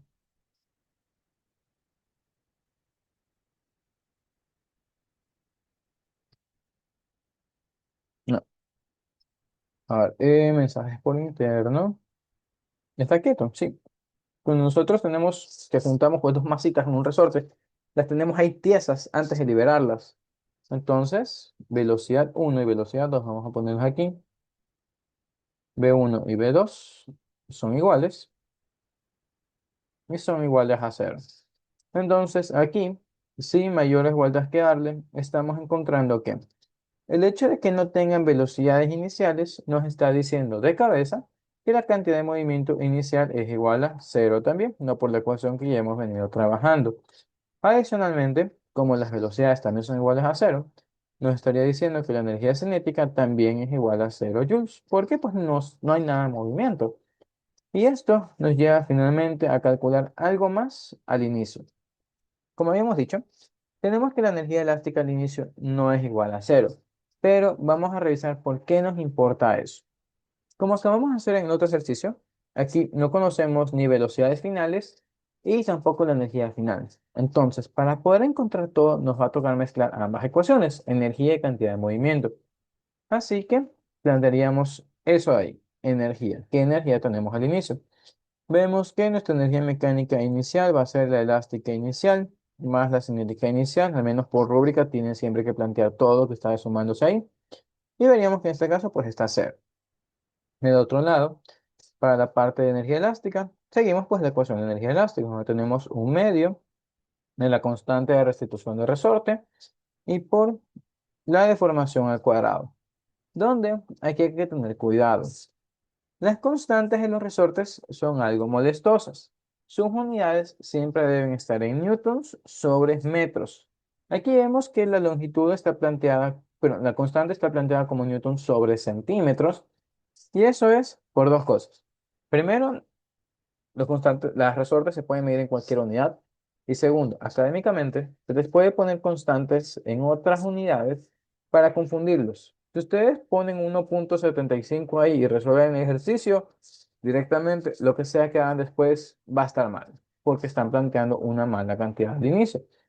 Así que la moraleja de esto, y algo que estaremos evaluando con más detalle el día miércoles, es lean con cuidado las unidades de los resortes. Si ven que no están en newton sobre metros, transfórmenlas. Tendríamos entonces que esta constante, que es de 1,75 newton sobre centímetros, pues tendríamos los 100 centímetros arriba y 1 metro abajo, de forma que la constante es realmente 175 newtons por metro. Y podemos llegar a este número de dos formas. Primero, como les estoy enseñando a mis niñitos de colegio, porque el otro día les puse un mensaje un poquito largo. Ahorita no estoy en SPOL, estoy trabajando en un colegio porque SPOL hizo un desastre con mi contrato. Total, regreso en agosto, se supone. Entonces, mientras tanto, estoy en un colegio de San Borondón. Volviendo. Para hacer sus transformaciones, tienen que hacer las cositas en diagonal. Si tengo centímetros abajo, pues tengo que ponerme centímetros arriba de mi otra fracción. Y de esa forma puedo hacer que se maten las unidades que no me interesan y quedan solamente las que son de mi interés. Ya la multiplicación numérica, pues, no creo que tengamos que darle vuelta a eso. Listo. Constante, ya planteada, tendríamos un medio de 175 y la compresión, ¿no? Que de eso directamente lo pondremos como 0,20 metros y al cuadrado. Vamos a ver cuánto nos sale eso. Tenemos 0,5, 175 y 0,2 cuadrados. Nos da una energía de 3,5 joules. Y esta energía sería toda nuestra energía inicial. Y eso nos lleva a la parte final. En lo que respecta a cantidad de movimiento, vemos que, igual que hace rato, no hay fuerzas externas. El resorte está actuando como una fuerza entre las dos masas, así que la fuerza neta sigue siendo cero. Por otro lado, como esta fuerza es igual a cero, la cantidad de movimiento se sigue manteniendo constante, así que la cantidad de movimiento final e inicial son iguales del sistema, y como ya planteamos, inicial el sistema tiene cero. Así que eso nos permite poner una ecuación sencilla para la parte final. Pero más allá de eso, en energía también nos cuenta una historia. Vamos a tomar la historia que vimos hace rato sobre las cosas finales. La energía mecánica final va a ser igual a la energía mecánica inicial más el cambio de energía mecánica que nosotros hagamos en el sistema. donde sabemos que la energía mecánica cambia siempre que nosotros tenemos fuerzas externas o fuerzas no conservativas que siguen siendo fuerzas externas. Y pregunto, ¿tenemos dentro de este problema alguna fuerza no conservativa? Esperaría que su respuesta sea que no, porque no tenemos fuerzas que nos estén empujando en contra del desplazamiento, no tenemos fricción, explícitamente nos están diciendo que no tenemos fricción, y básicamente ahí muere la lista. No, no tenemos fuerzas explícitas ahí planteadas, no tenemos fricción. Así que todos los que pueden molestar a la energía, todos los que pueden provocar un cambio en ella, no lo hacen. Simplemente no existen. Así que como el cambio en energía mecánica es de cero, podemos decir que nuestra energía mecánica al final es igual a la inicial. Y aquí empezamos a meter más ecuaciones. Primero con la cantidad de movimiento. Diríamos que la cantidad de movimiento uno más la cantidad de movimiento 2 van a ser iguales a la cantidad que nos salió hace rato, ¿no? Que era de cero. Y ya veremos qué hacemos con eso. En lo que respecta a energía, al final, cuando el resorte ya se expande y ya no hace nada, tenemos solamente movimiento de las distintas masas. Tenemos masa uno que va a un lado, masa 2 que va a otro lado, y el resorte está tieso en medio, ya no hace nada. Por lo tanto, nuestra energía mecánica final sería simplemente cinética uno más cinética 2. No hay nada más que hacer con eso.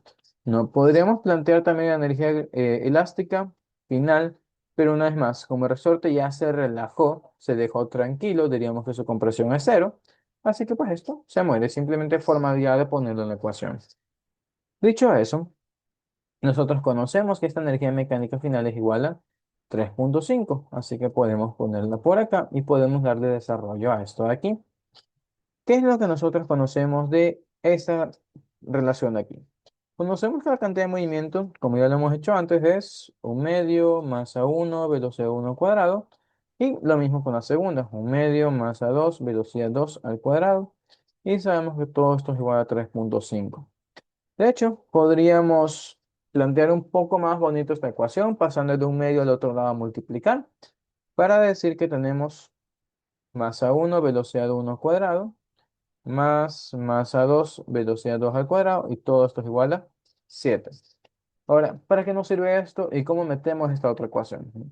Igual que hace rato, tenemos la misma restricción de que masa uno velocidad uno más masa 2 por velocidad 2 son iguales a cero. Entonces, aquí podemos hacer uno de dos caminos. Una vez más, sustitución y reemplazo, o podemos meternos con ecuaciones más asquerosas. No sean masoquistas, lo más sencillo sería simplemente aquí, porque tenemos una relación directa, despejar B1 a B2 y meterlo dentro de la otra ecuación y hacer un despeje. Sería lo más sano. Así que vamos a trabajar eso de ahí. Tendríamos, déjenme ver los datos. Sabemos que las masas son iguales. Ya, si las masas son iguales, podemos hacer simplemente una M de 0,9. Ya vamos a ponerlo aquí. Si las masas son iguales, se cancela esto. Diríamos que B1 es igual a menos B2, no al menos vectorialmente. Y si reemplazamos eso por acá, tendríamos 7 es igual a masa 1, que es 0,9 por B1, que es igual a B2. Vamos a ponerlo menos B2 aquí, al cuadrado, más 0,9 por el otro B2 al cuadrado. Juntamos ambas cosas, nos daría 1,8 B2 al cuadrado, y podemos hacer un despeje. Podemos poner que B2 va a ser igual a la raíz de 1,8 sobre, no, perdón, de 0, ya, de 7 sobre 1,8. Y listo. Vi que se apareció un mensaje, creo que lo borraste, no sé, ya voy a ver. Pero bueno, después de hacer esta resolución nos saldría una velocidad de 1,97 metros por segundo. Y murió. Recordando que las dos velocidades son iguales, pues lo que diríamos es que uno se mueve a la derecha con esta velocidad y el otro se mueve a la izquierda con la misma velocidad, la misma rapidez, mejor dicho. Y aquí hacemos un ligero análisis del por qué. La relación o la explicación está aquí, en la primera línea. Son masas idénticas. Cuando dos masas idénticas interactúan entre sí, normalmente lo que van a hacer entre ellas es cambiar el movimiento que tiene la una por el que tiene la otra. Podemos mostrarlo aquí con los carritos. No, si pongo solamente movimiento uno, voy a ver que el uno después del impacto prácticamente se queda quieto, mientras el otro es el que absorbe todo el movimiento y empieza a moverse. Y de hecho, vimos lo mismo hace rato con las pelotas de billar, ¿no? ¿Dónde están? Ya, en el de aquí, podemos repetirlo nuevamente. Vemos que todas las masas, todas las pelotitas de billar tienen básicamente la misma masa. Entonces, el movimiento que hace una se lo transmite casi que perfectamente a la otra. Y cuando una toca a la siguiente, pues este movimiento se transmite y una vez más tenemos esta cadena o este ciclo vicioso. Y lo mismo obviamente se puede decir aquí, pero como están todas tocándose entre sí, esa energía y la cantidad de movimiento se reparte de una forma más compleja por los distintos puntos de contacto, pero la idea es la misma. Si tenemos solamente dos masas, sus velocidades van a ser bastante parecidas o idénticas entre sí para satisfacer ambas condiciones, cantidad de movimiento y energía. Si no hay preguntas con eso, vamos a avanzar con otra más. Profe, una pregunta. Bien. ¿Me puede explicar ahí por qué P1 más P2 es igual a cero? No escuché esa parte. Ok, sí, vamos a hacer otra vez el antes y el después. Ya, primero habíamos dicho que al inicio las dos velocidades son iguales y como está en reposo, pues tenemos que ambas son iguales y perdón, e iguales a cero. Por lo tanto, nuestra cantidad de movimiento inicial va a ser justamente eso, 0 kilogramos metros por segundo. Ya. Ahora, ¿qué sucede con el después? Siguiendo la misma analogía de hace rato y y el mismo mecanismo, dijimos que si nuestra fuerza neta es igual a cero, que es igual al cambio de cantidad de movimiento respecto al tiempo, entonces nuestro cambio de cantidad de movimiento también pues va a ser igual a cero. Podemos integrar esto y nos sale eso, delta P es igual a cero. Por lo tanto, cantidad de movimiento final va a ser igual a cantidad de movimiento inicial. Y eso, como la cantidad de movimiento final sigue siendo la suma de lo que sucede con ambos bloques, que ambos se mueven en distintas direcciones, tenemos que P1 más P2 va a ser igual a cantidad de movimiento final, que no es más, es cero. Por eso teníamos esa ecuación de ahí. ¿No está bien?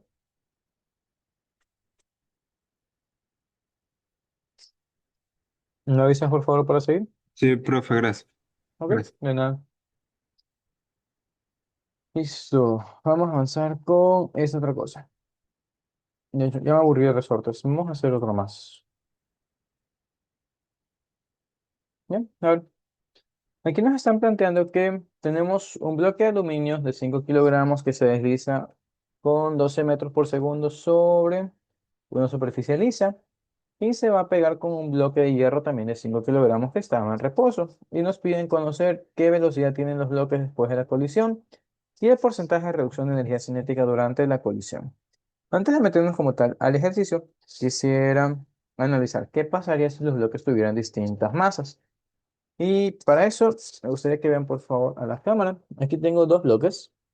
Tengo un bloque de carbono y tengo un bloque de tungsteno. Y el de tungsteno tiene una densidad de 19,25 gramos por centímetro cúbico, mientras que el carbono tiene una densidad mucho menor, creo que de 3 gramos por centímetro cúbico o algo así, súper ligero. No sé, los tengo cubiertos en resina y ya no se puede leer. En tal caso, lo que quisiera que analicen, como planteamos en un inicio, es qué pasa cuando tengo una desigualdad de masas. Si es que yo hago que el bloque ligero pegue al bloque más grande, voy a ver que al inicio tengo una masa pequeña en movimiento. Podemos decir que tengo baja masa. Pero si esta masa de la nada aumenta y mi cantidad de movimiento sigue siendo constante, vamos a ver que quien sufre va a ser la velocidad. Eso, traducido a que el experimento implica. Cuando yo haga que el bloque de carbono le pegue al bloque de tungsteno, voy a ver que el bloque de carbono se mueve bastante rápido en relación a la velocidad que van a adquirir después, que va a ser una velocidad bastante baja. Así que vamos a poner la prueba. Vemos que apenas hay un movimiento de los dos cuando se pegan. No, casi que no se mueven. Pero yo puedo hacer también esto al revés. Yo puedo hacer que el bloque de tungsteno le pegue al del carbono. Y si bien es verdad que mi velocidad siga siendo grande, vamos a meternos con un escenario un poco más violento. Quiero que piensen en algún accidente dentro de la ciudad. Ya. ¿Qué pasa si es que un carro atropella a una bicicleta? Suponiendo que el carro no acelera más, obviamente vamos a estar perdiendo energía y lo que esperaríamos es que la velocidad del sistema se reduzca. Y está bien. Pero si nos ponemos a comparar la masa de un carro y una bicicleta, obviamente la bicicleta es tontera al lado del carro. Entonces, la masa de las cosas más grandes, pero la velocidad de las cosas más grandes casi no se va a ver afectada porque está moviendo muy poca masa extra. Pero en el otro escenario, vamos a ponernos con el ejemplo contrario. Tenemos una bicicleta que está andando, el conductor está distraído y se estrella contra un carro que estaba quieto. Supongamos que el carro no tenía el freno de mano, ya es libre de moverse. Cuando la bicicleta choque contra el carro se va a mover, pero vamos a ver que la velocidad es también una velocidad bastante baja en relación a lo que teníamos antes. Y es justamente por lo que mencionábamos hace rato, este trade-off entre masa y velocidad. Si la masa de movimiento aumenta, la velocidad disminuye. Y si es que la masa de movimiento disminuye, la velocidad aumenta. Y otra vez pueden pensar en la persona con sobrepeso, que si alguno de ustedes está normal, está dentro de la media y gana demasiado peso, ¿qué va a pasar? El tener más masa de movimiento los va a hacer más lentos porque tienen la misma cantidad de movimiento. Pero bueno, eso nos lleva a este problema. En este problema tenemos que las masas son iguales, a pesar de ser distintos bloques de distintos materiales, las masas son iguales. Como les dije hace rato, cuando tenemos bloques de masas iguales, esto nos lleva a distintos tipos de soluciones. Si rebotan, muy seguramente rebotan cambiando su estado entre el uno y el otro, ¿no? El uno ahora se mueve con 12 y el otro ahora se queda quieto. O en este caso, se quedan pegados. Y si se quedan pegados, lo que va a pasar es que, si es que ahora muevo el doble de masa, mi velocidad se va a tener que obligadamente reducir a la mitad. Y vamos a demostrarlo. Vamos a ponerlo por aquí. Tendríamos que, dentro del sistema, pues ya está planteado nuestro escenario. Antes, vamos a plantear el escenario final. Al final tenemos una masa de 10 kilogramos que se mueve con una sola velocidad v, porque una vez más nos dicen que se quedan pegados, se adhieren. Entonces, si ponemos nuestras ecuaciones, tendríamos cantidad de movimiento inicial que va a ser masa 1, velocidad 1, más masa 2 por velocidad 2. Vamos a decir que este es el 1, que este es el 2, y positivo para la derecha, porque para allá está el movimiento. Aquí vamos a hacer algo importante también. Si es que el movimiento fuera para la izquierda, el único que se mueve fuera para la izquierda, le sugeriría pongan positivo a la izquierda, porque estamos respetando la dirección del movimiento. Y si tienen dos objetos que se mueven entre sí, les sugeriría primero vean cuál tiene mayor cantidad de movimiento y cuando ya sepan quién le gana a quién, pongan positivo hacia donde está yendo el más grande. Porque, una vez más, todo con lo que estamos lidiando son vectores. Entonces, mientras sus vectores sean positivos, la vida es buena y feliz y sus soluciones van a tener sentido. Así que eso. En este caso, una vez más, estamos comparando uno que va a la derecha contra uno que está tieso. Obviamente gana este. Y por eso ponemos positivo para la derecha. Hecho eso, pues diríamos que este producto va a ser 60, ¿no? Mientras que el otro producto va a ser 0 y tenemos 60 kilogramos metros por segundo en la parte inicial. De aquí diríamos que la cantidad de movimiento final va a ser igual a la cantidad de movimiento inicial más el cambio de cantidad de movimiento, donde una vez más identificamos que las fuerzas externas o la fuerza neta es igual a 0, por lo tanto, no hay cambio en la cantidad de movimiento.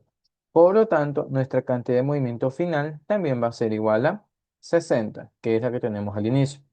Y eso nos lleva una vez más a cómo resolver esta parte de aquí, ¿no? Cómo encontramos la rapidez final de nuestros bloques. Y aquí, una vez más, planteamos el hecho de que, si bien yo conozco mi cantidad de movimiento final, esta cantidad de movimiento del sistema sigue siendo la suma de las cosas que tengo dentro de mi sistema. Es decir, este 60 es igual a la masa 1 por la velocidad final 1 más la masa 2 por la velocidad final 2. De aquí, como sabemos que las velocidades son iguales porque están pegados, podemos sacar como factor común la velocidad y tenemos masa uno más masa 2, donde, oh sorpresa, si lo sumamos y tenemos un solo bloque enorme, la masa uno más masa 2 nos dan pues la masa total. Entonces, voy a que estos ejercicios son un poco redundantes cuando se suman, porque pueden atacarlo de distintas formas. Pueden hacer todo esto de aquí o directamente podrían plantear, es un solo cuerpo, entonces pongo 10 kilogramos por velocidad final uno. Vemos que de ambas formas convergimos a lo mismo. Simplemente es de sus gustos y qué tan rápido ustedes procesan las cosas. Pero bueno, volviendo. Vemos que para la velocidad final uno simplemente tengo que hacer esa simplificación y me quedaría que la velocidad final uno es de más 6 metros por segundo. Y hacemos una vez más énfasis en el signo. Nos queda positivo porque nosotros dijimos, mira, el movimiento es a la derecha y a la derecha yo considero positivo. Que me haya salido positivo está validando la dirección que nosotros pusimos en un inicio. Si por alguna razón estúpida pusiéramos que el bloque va a la izquierda al final, obviamente aquí primero tendríamos que haber puesto negativo, negativo, negativo y me va a decir, te equivocaste, te da menos 6 metros por segundo. Por lo tanto, la dirección que tú planteaste está mal. Pero creía que ninguno de ustedes va a hacer eso. Así que simplemente dejémoslo ahí. Todo bonito y positivo para la derecha. Ya conociendo la velocidad final que tienen nuestros bloques, podemos enfocarnos en la segunda parte que es el porcentaje de reducción de energía cinética. Y aquí vamos a meter una nueva ecuación. La ecuación es la siguiente. Nosotros decimos que el 100% es igual a la energía cinética que tenemos al final más el porcentaje de pérdidas. Por un lado, podemos verlo como economía. No, mi 100% es igual a los ingresos que tengo o a lo que me sobra más lo que gasté. No simplemente estoy en un como positivo. Ahora, el cómo usar esta ecuación ya de una forma un poco más mecánica sería la siguiente. Nosotros diríamos que nuestra energía mecánica inicial va a ser igual a nuestra energía mecánica final más la energía que se fue, la energía perdida. Vamos a ponerle simplemente energía out, la energía que se fue del sistema.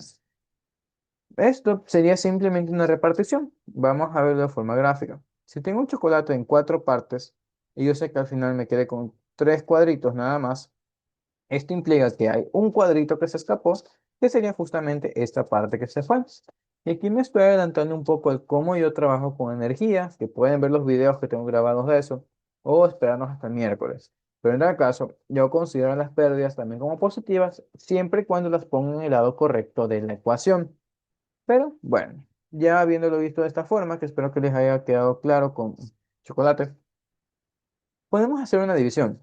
Si yo divido todo para la energía mecánica inicial, voy a tener lo siguiente. Energía mecánica inicial dividida para energía mecánica inicial. Final para inicial y energía perdida para inicial. Veríamos que esta división nos va a dar igual a uno. Un uno que es igual a un 100%. Y de este lado, pues, tendría el porcentaje o la relación que existe entre mi energía final respecto a la energía que tenía al inicio. Y como estamos hablando de energía cinética, pues, hacemos referencia al porcentaje de energía cinética final. Y pues el otro lado ya se entiende, ¿no? Que sería la pérdida, el porcentaje que se fue. Y pues bueno, de ahí nace la ecuación que tenemos ahí arriba, todo bonita. Para lo cual vemos que simplemente para yo encontrar mis pérdidas, necesito conocer cuánta energía tengo al final respecto a lo que tenía al inicio. Así que esto nos lleva obligatoriamente a calcular energías. Así que vamos haciendo eso. Dejamos esto por un lado y diríamos que la energía mecánica inicial va a ser simplemente la cinética del primer bloque. Así que tendríamos un medio de 5 por 2 al cuadrado. Eso, vamos a ver qué nos bota la calculadora. Ya nos saldría un total de 360 joules al inicio. Y en la parte final, primero, no podemos asumir que la energía se conserva porque nada nos está diciendo eso. Segundo, hay que recordar, los bloques se están pegando. Cuando se pegan, nuestro coeficiente vale cero, nuestro coeficiente de restitución que vimos hace un momento. Por lo tanto, hay pérdida de energía. El coeficiente cero no implica que se perdió toda la energía, simplemente nos dice que los bloques se quedaron pegados. Por lo tanto, voy a que no hay ningún atajo. Para calcular la energía mecánica final después de un impacto, tienen que plantear qué es la energía cinética del primer bloque, más el segundo bloque, más tercero, cuarto y los que hayan. En este caso, pues simplemente tenemos dos, así que vamos a calcularlo. Tendríamos un medio de 5. No, pero dijimos que es una sola masa, no una perra masa de 10 kilogramos. Tenemos un medio de la masa total de 10 kilogramos por la velocidad de 6 al cuadrado y tendríamos 180, ¿no? Después de hacer los cálculos. 180 joules. Y aquí vemos que la relación entre estas dos es bastante sencilla, ¿no? Claramente la energía cinética final en forma porcentual va a ser el 50% de la energía mecánica o cinética que teníamos al inicio. Por lo tanto, la energía perdida o el porcentaje de pérdidas va a ser el 50%. Y listo. En tal caso, igualmente dejen calcular lo que les puse ahí arriba, porque lo hice simplemente el ojo. Sí, no estoy mal, 180. Y listo, hemos calculado esto aquí. ¿Preguntas con este problema? Y noten que es examen, por cierto. No, estos de aquí, ya que tienen ahí arriba el enunciado con ejercicio y los puntos, son de exámenes. Y espero se haya notado, no es nada difícil, simplemente es plantear nuestra historia una y otra vez. Si no hay preguntas con eso, vámonos con este otro que es un poco teórico, con justamente cantidad de movimiento. Vamos a verlo. Nos están diciendo que tenemos un astronauta que está realizando trabajos de mantenimiento fuera de la estación espacial. El astronauta sale de la estación con una velocidad horizontal de 1 metro por segundo, ya a la derecha, como se ve en la figura 1 o la figura A. Y conocemos que el astronauta necesita cambiar la dirección de su movimiento en 90 grados, en la figura B, e incrementar su rapidez a 2 metros por segundo. La masa total del astronauta es de 100 kilogramos, incluido su traje espacial y sistema de propulsión, el cual está ejerciendo una fuerza de 50 newtons. Conociendo eso, nos piden conocer cuál va a ser la magnitud y dirección del impulso necesario para lograr el cambio del astronauta de la situación A la situación B. Es un poco rebuscado el problema. La verdad es que la primera vez que lo leí también me quedé pensando un rato, pero vamos a plantearlo con lo que conocemos por ahora. Más allá de los datos numéricos, nosotros hemos venido trabajando con una ecuación, como ya lo hemos descrito anteriormente. Sabemos que las cosas al final dependen de las cosas al inicio más los cambios que nosotros hagamos. Y vamos a expandir esto y recordar el hecho de que son vectores. Y aquí vamos a hacer justamente eso, un seguimiento vectorial. ¿Qué es lo que nosotros conocemos de la cantidad de movimiento al final? Vamos a apoyarnos aquí en la cuadrícula que tenemos. Sabemos que la cantidad de movimiento final es de 2 unidades y va hacia arriba. Entonces vamos a dibujar justamente eso aquí. Ya tengo un vector hacia arriba. Y sabemos que este vector de cantidad de movimiento final no es nada más que la suma del vector de cantidad de movimiento inicial más el cambio en la cantidad de movimiento. Y pregunto, ¿cuánto vale nuestro vector de cantidad de movimiento inicial? Nos dicen que 1 y a la derecha, entonces dibujaríamos eso. Y aquí está P inicial. Y eso nos lleva a una pregunta. ¿Cuánto vale delta P? No, ¿quién es esta otra cosa? Para esto, podemos simplemente hacer un despeje gráfico. Recordamos que esto no es nada más que una suma de vectores. Entonces, me están preguntando, de esta suma de vectores, ¿qué le tengo que hacer yo a este vector para transformarlo en este? Y veríamos que de una forma bastante empírica, la respuesta sería, esto obviamente debe ser un vector que va a la izquierda y hacia arriba. Así yo tengo mi punto inicial de mi primer vector, mi punto final del segundo vector, y cuando yo haga mi suma de vectores, como me enseñaron en el colegio, pues simplemente sumo, pero solamente uno la parte inicial con la parte final, y este es mi vector resultante. Y veríamos que efectivamente esta es la respuesta. Y lo podemos justificar de forma gráfica, pero obviamente lo que nos están pidiendo es una resolución un poco más extensa, así que vamos a hacerlo de otra forma. Para eso podemos seguirnos valiendo de la forma gráfica. Si nosotros hacemos el despeje de aquí de vectores, veríamos que pues este al otro lado pasaría a sumarse, pero como un vector con su sentido cambiado. Entonces, vamos a poner esto para acá arriba. Ahora, me estoy demorando un poco en explicar las cosas porque le he dicho a mis estudiantes, no los del colegio, que tengo mi canal y no quiero que alguno se meta por acá y confundirme en lenguaje de vectores. Y a pesar de que son niñitos de décimo, perdón, los de primer bachillerato, los más grandes con los que lidio, pues no quiero decir las cosas mal. Pero bueno, volviendo acá. Ya con la suma de vectores tenemos lo mismo hace rato. Tengo un vector que va a la izquierda, uno que va hacia arriba, y si los junto, pues obviamente mi resultante va a ser un vector que va hacia arriba, 2 unidades, y hacia la izquierda, 1 unidad. Y como hicimos nuestro despeje, este es delta P. ¿Ya? Y está otra vez la solución, la misma idea. Si lo queremos hacer de forma numérica, vamos a plantearlo por acá. Diríamos que mi cantidad de movimiento final es un vector que tiene una componente, pero que se escribía simplemente como 2J, ¿no? Estamos viendo 2 hacia arriba, mientras que la parte horizontal sería 1i. Y esto se está sumando la cantidad de movimiento, pero a cambio de la cantidad de movimiento. Por lo tanto, para yo despejar mi cantidad de movimiento, pero mi cambio, mi impulso, pues simplemente paso esto al otro lado. Y aquí, por amor a Dios, recuerden que letras distintas no se juntan. Son como peras y manzanas. Si tengo 2 manzanas y tengo una pera, no importa cómo las mezcle, voy a seguir teniendo 2 manzanas y una pera. Si no van a poner que, paso esta pendejada del otro lado y se ahora se hace 1J. No, por amor a Dios, no lo hagan. Pero bueno, dicho eso, ya tenemos calculado el cambio de cantidad de movimiento de una forma un poco más numérica, simplemente el mismo despeje de acá, pero con números, y obviamente recordando sus unidades. Y esto nos lleva al por qué calculamos este cambio de cantidad de movimiento.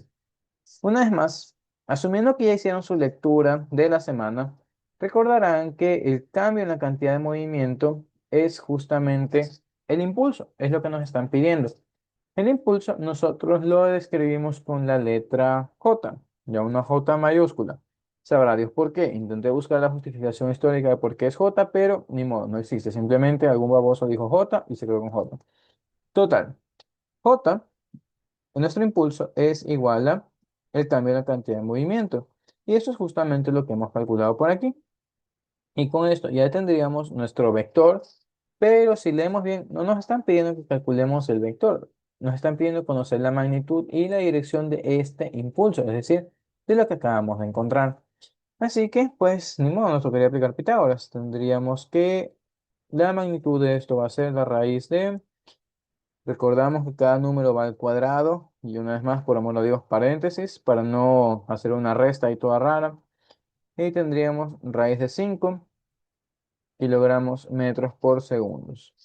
Y conociendo la magnitud de nuestro vector de impulso, pues calcularíamos la dirección. Y para esto, pues podemos seguir asimismo algunos caminos.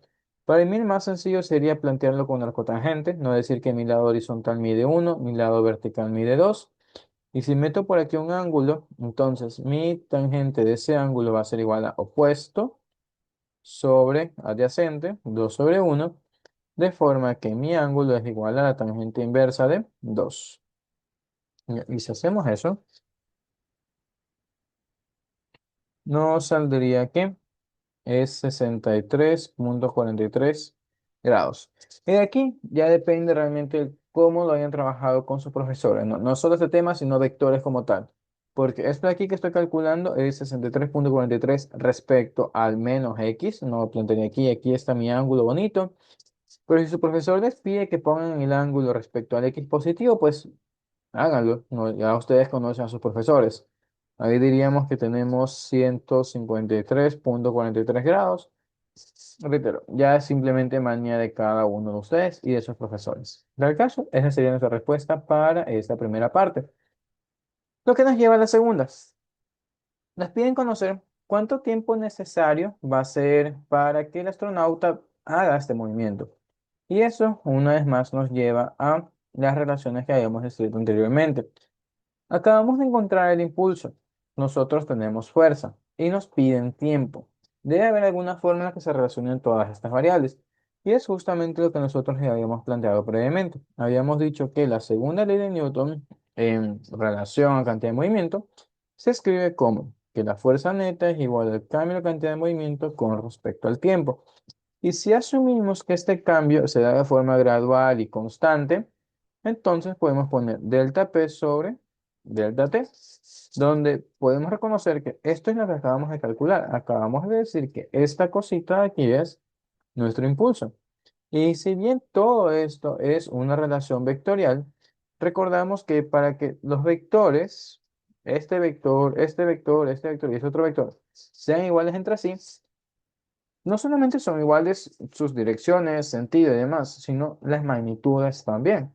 Entonces, ustedes podrían tomar el camino extenso de separar esto en X, separarlo en Y, despejar los tiempos y encontrarlos y ver que son iguales, o más sencillo, decir que esto también se aplica a magnitudes. Por lo tanto, la magnitud de mi fuerza neta va a ser igual a la magnitud de mi impulso dividido para el tiempo, donde eso equivale a esto que era de 50 si no me equivoco, el impulso que nos salió que era de raíz de 5 y todo eso sobre tiempo. Por lo tanto, el tiempo sería simplemente 50, no, pero estoy haciendo malas cosas, ya, raíz de 5 sobre 50. Y a ver cuánto nos sale. Me avisas si todo está claro hasta ahí, por favor.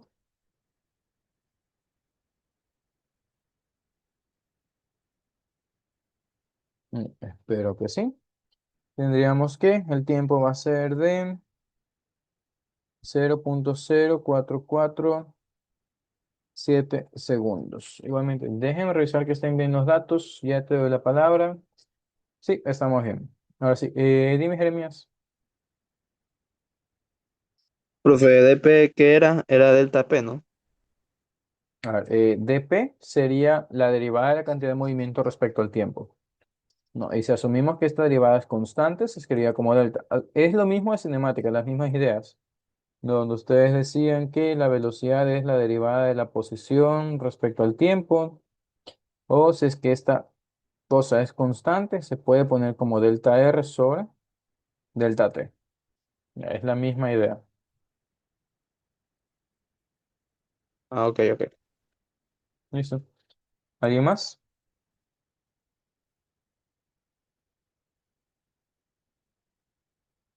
No, si no hay problemas, entonces no. Diríamos que esto ya está calculado. Y nada, lo último que nos piden hallar es cuál es la dirección que debe apuntar el propulsor. Ah, pero me acabo de dar cuenta de un ligero problema, algo que no estuve considerando. Solamente he escrito las velocidades, no, me faltan las masas. Ya decía yo que el tiempo que me salió aquí era muy pequeño porque lo he resuelto ya otras veces. Me faltó multiplicar las masas en todos lados. Entonces sería esto por la masa, si no me equivoco, la masa total era de 100 kilogramos. Entonces esto sería 100, 200. Si multiplicamos esto por 100, la raíz de 5 sería 2.2. Ya vamos a poner por 100. Sí, el 100 puede estar afuera, no pasa nada. Tendríamos 223.6 kilogramos metros por segundo. No, no, ya. Y ahora sí, esto dividido para los 50.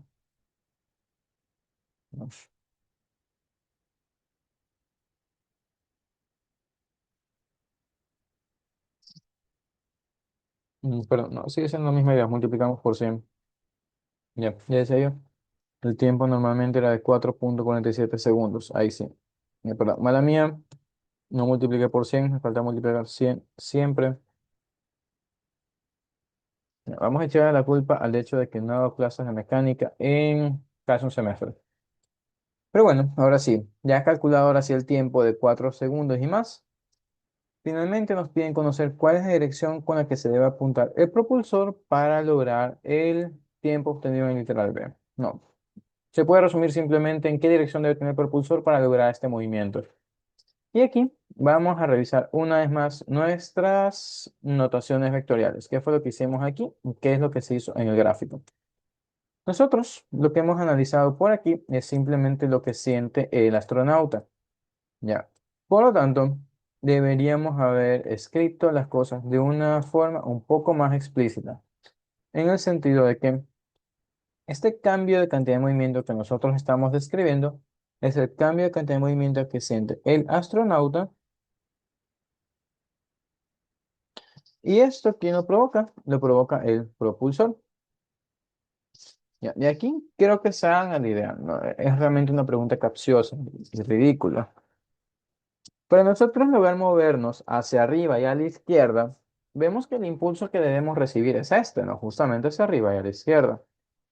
Para nosotros lograr esta dirección, ¿hacia dónde deberíamos apuntar el propulsor?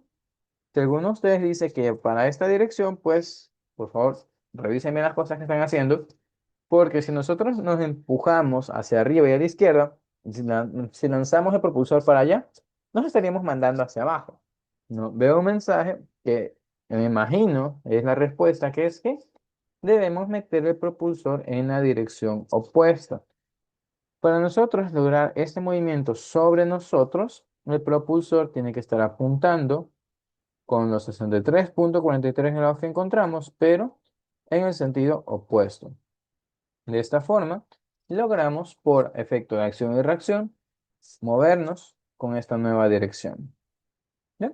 No, tal cual, lo que estaba escribiendo, dirección opuesta por acción y reacción. Y listo, sería todo por el día de hoy. Tengo que hacer otras cosas y nos quedan 4 minutos, no se puede resolver esto.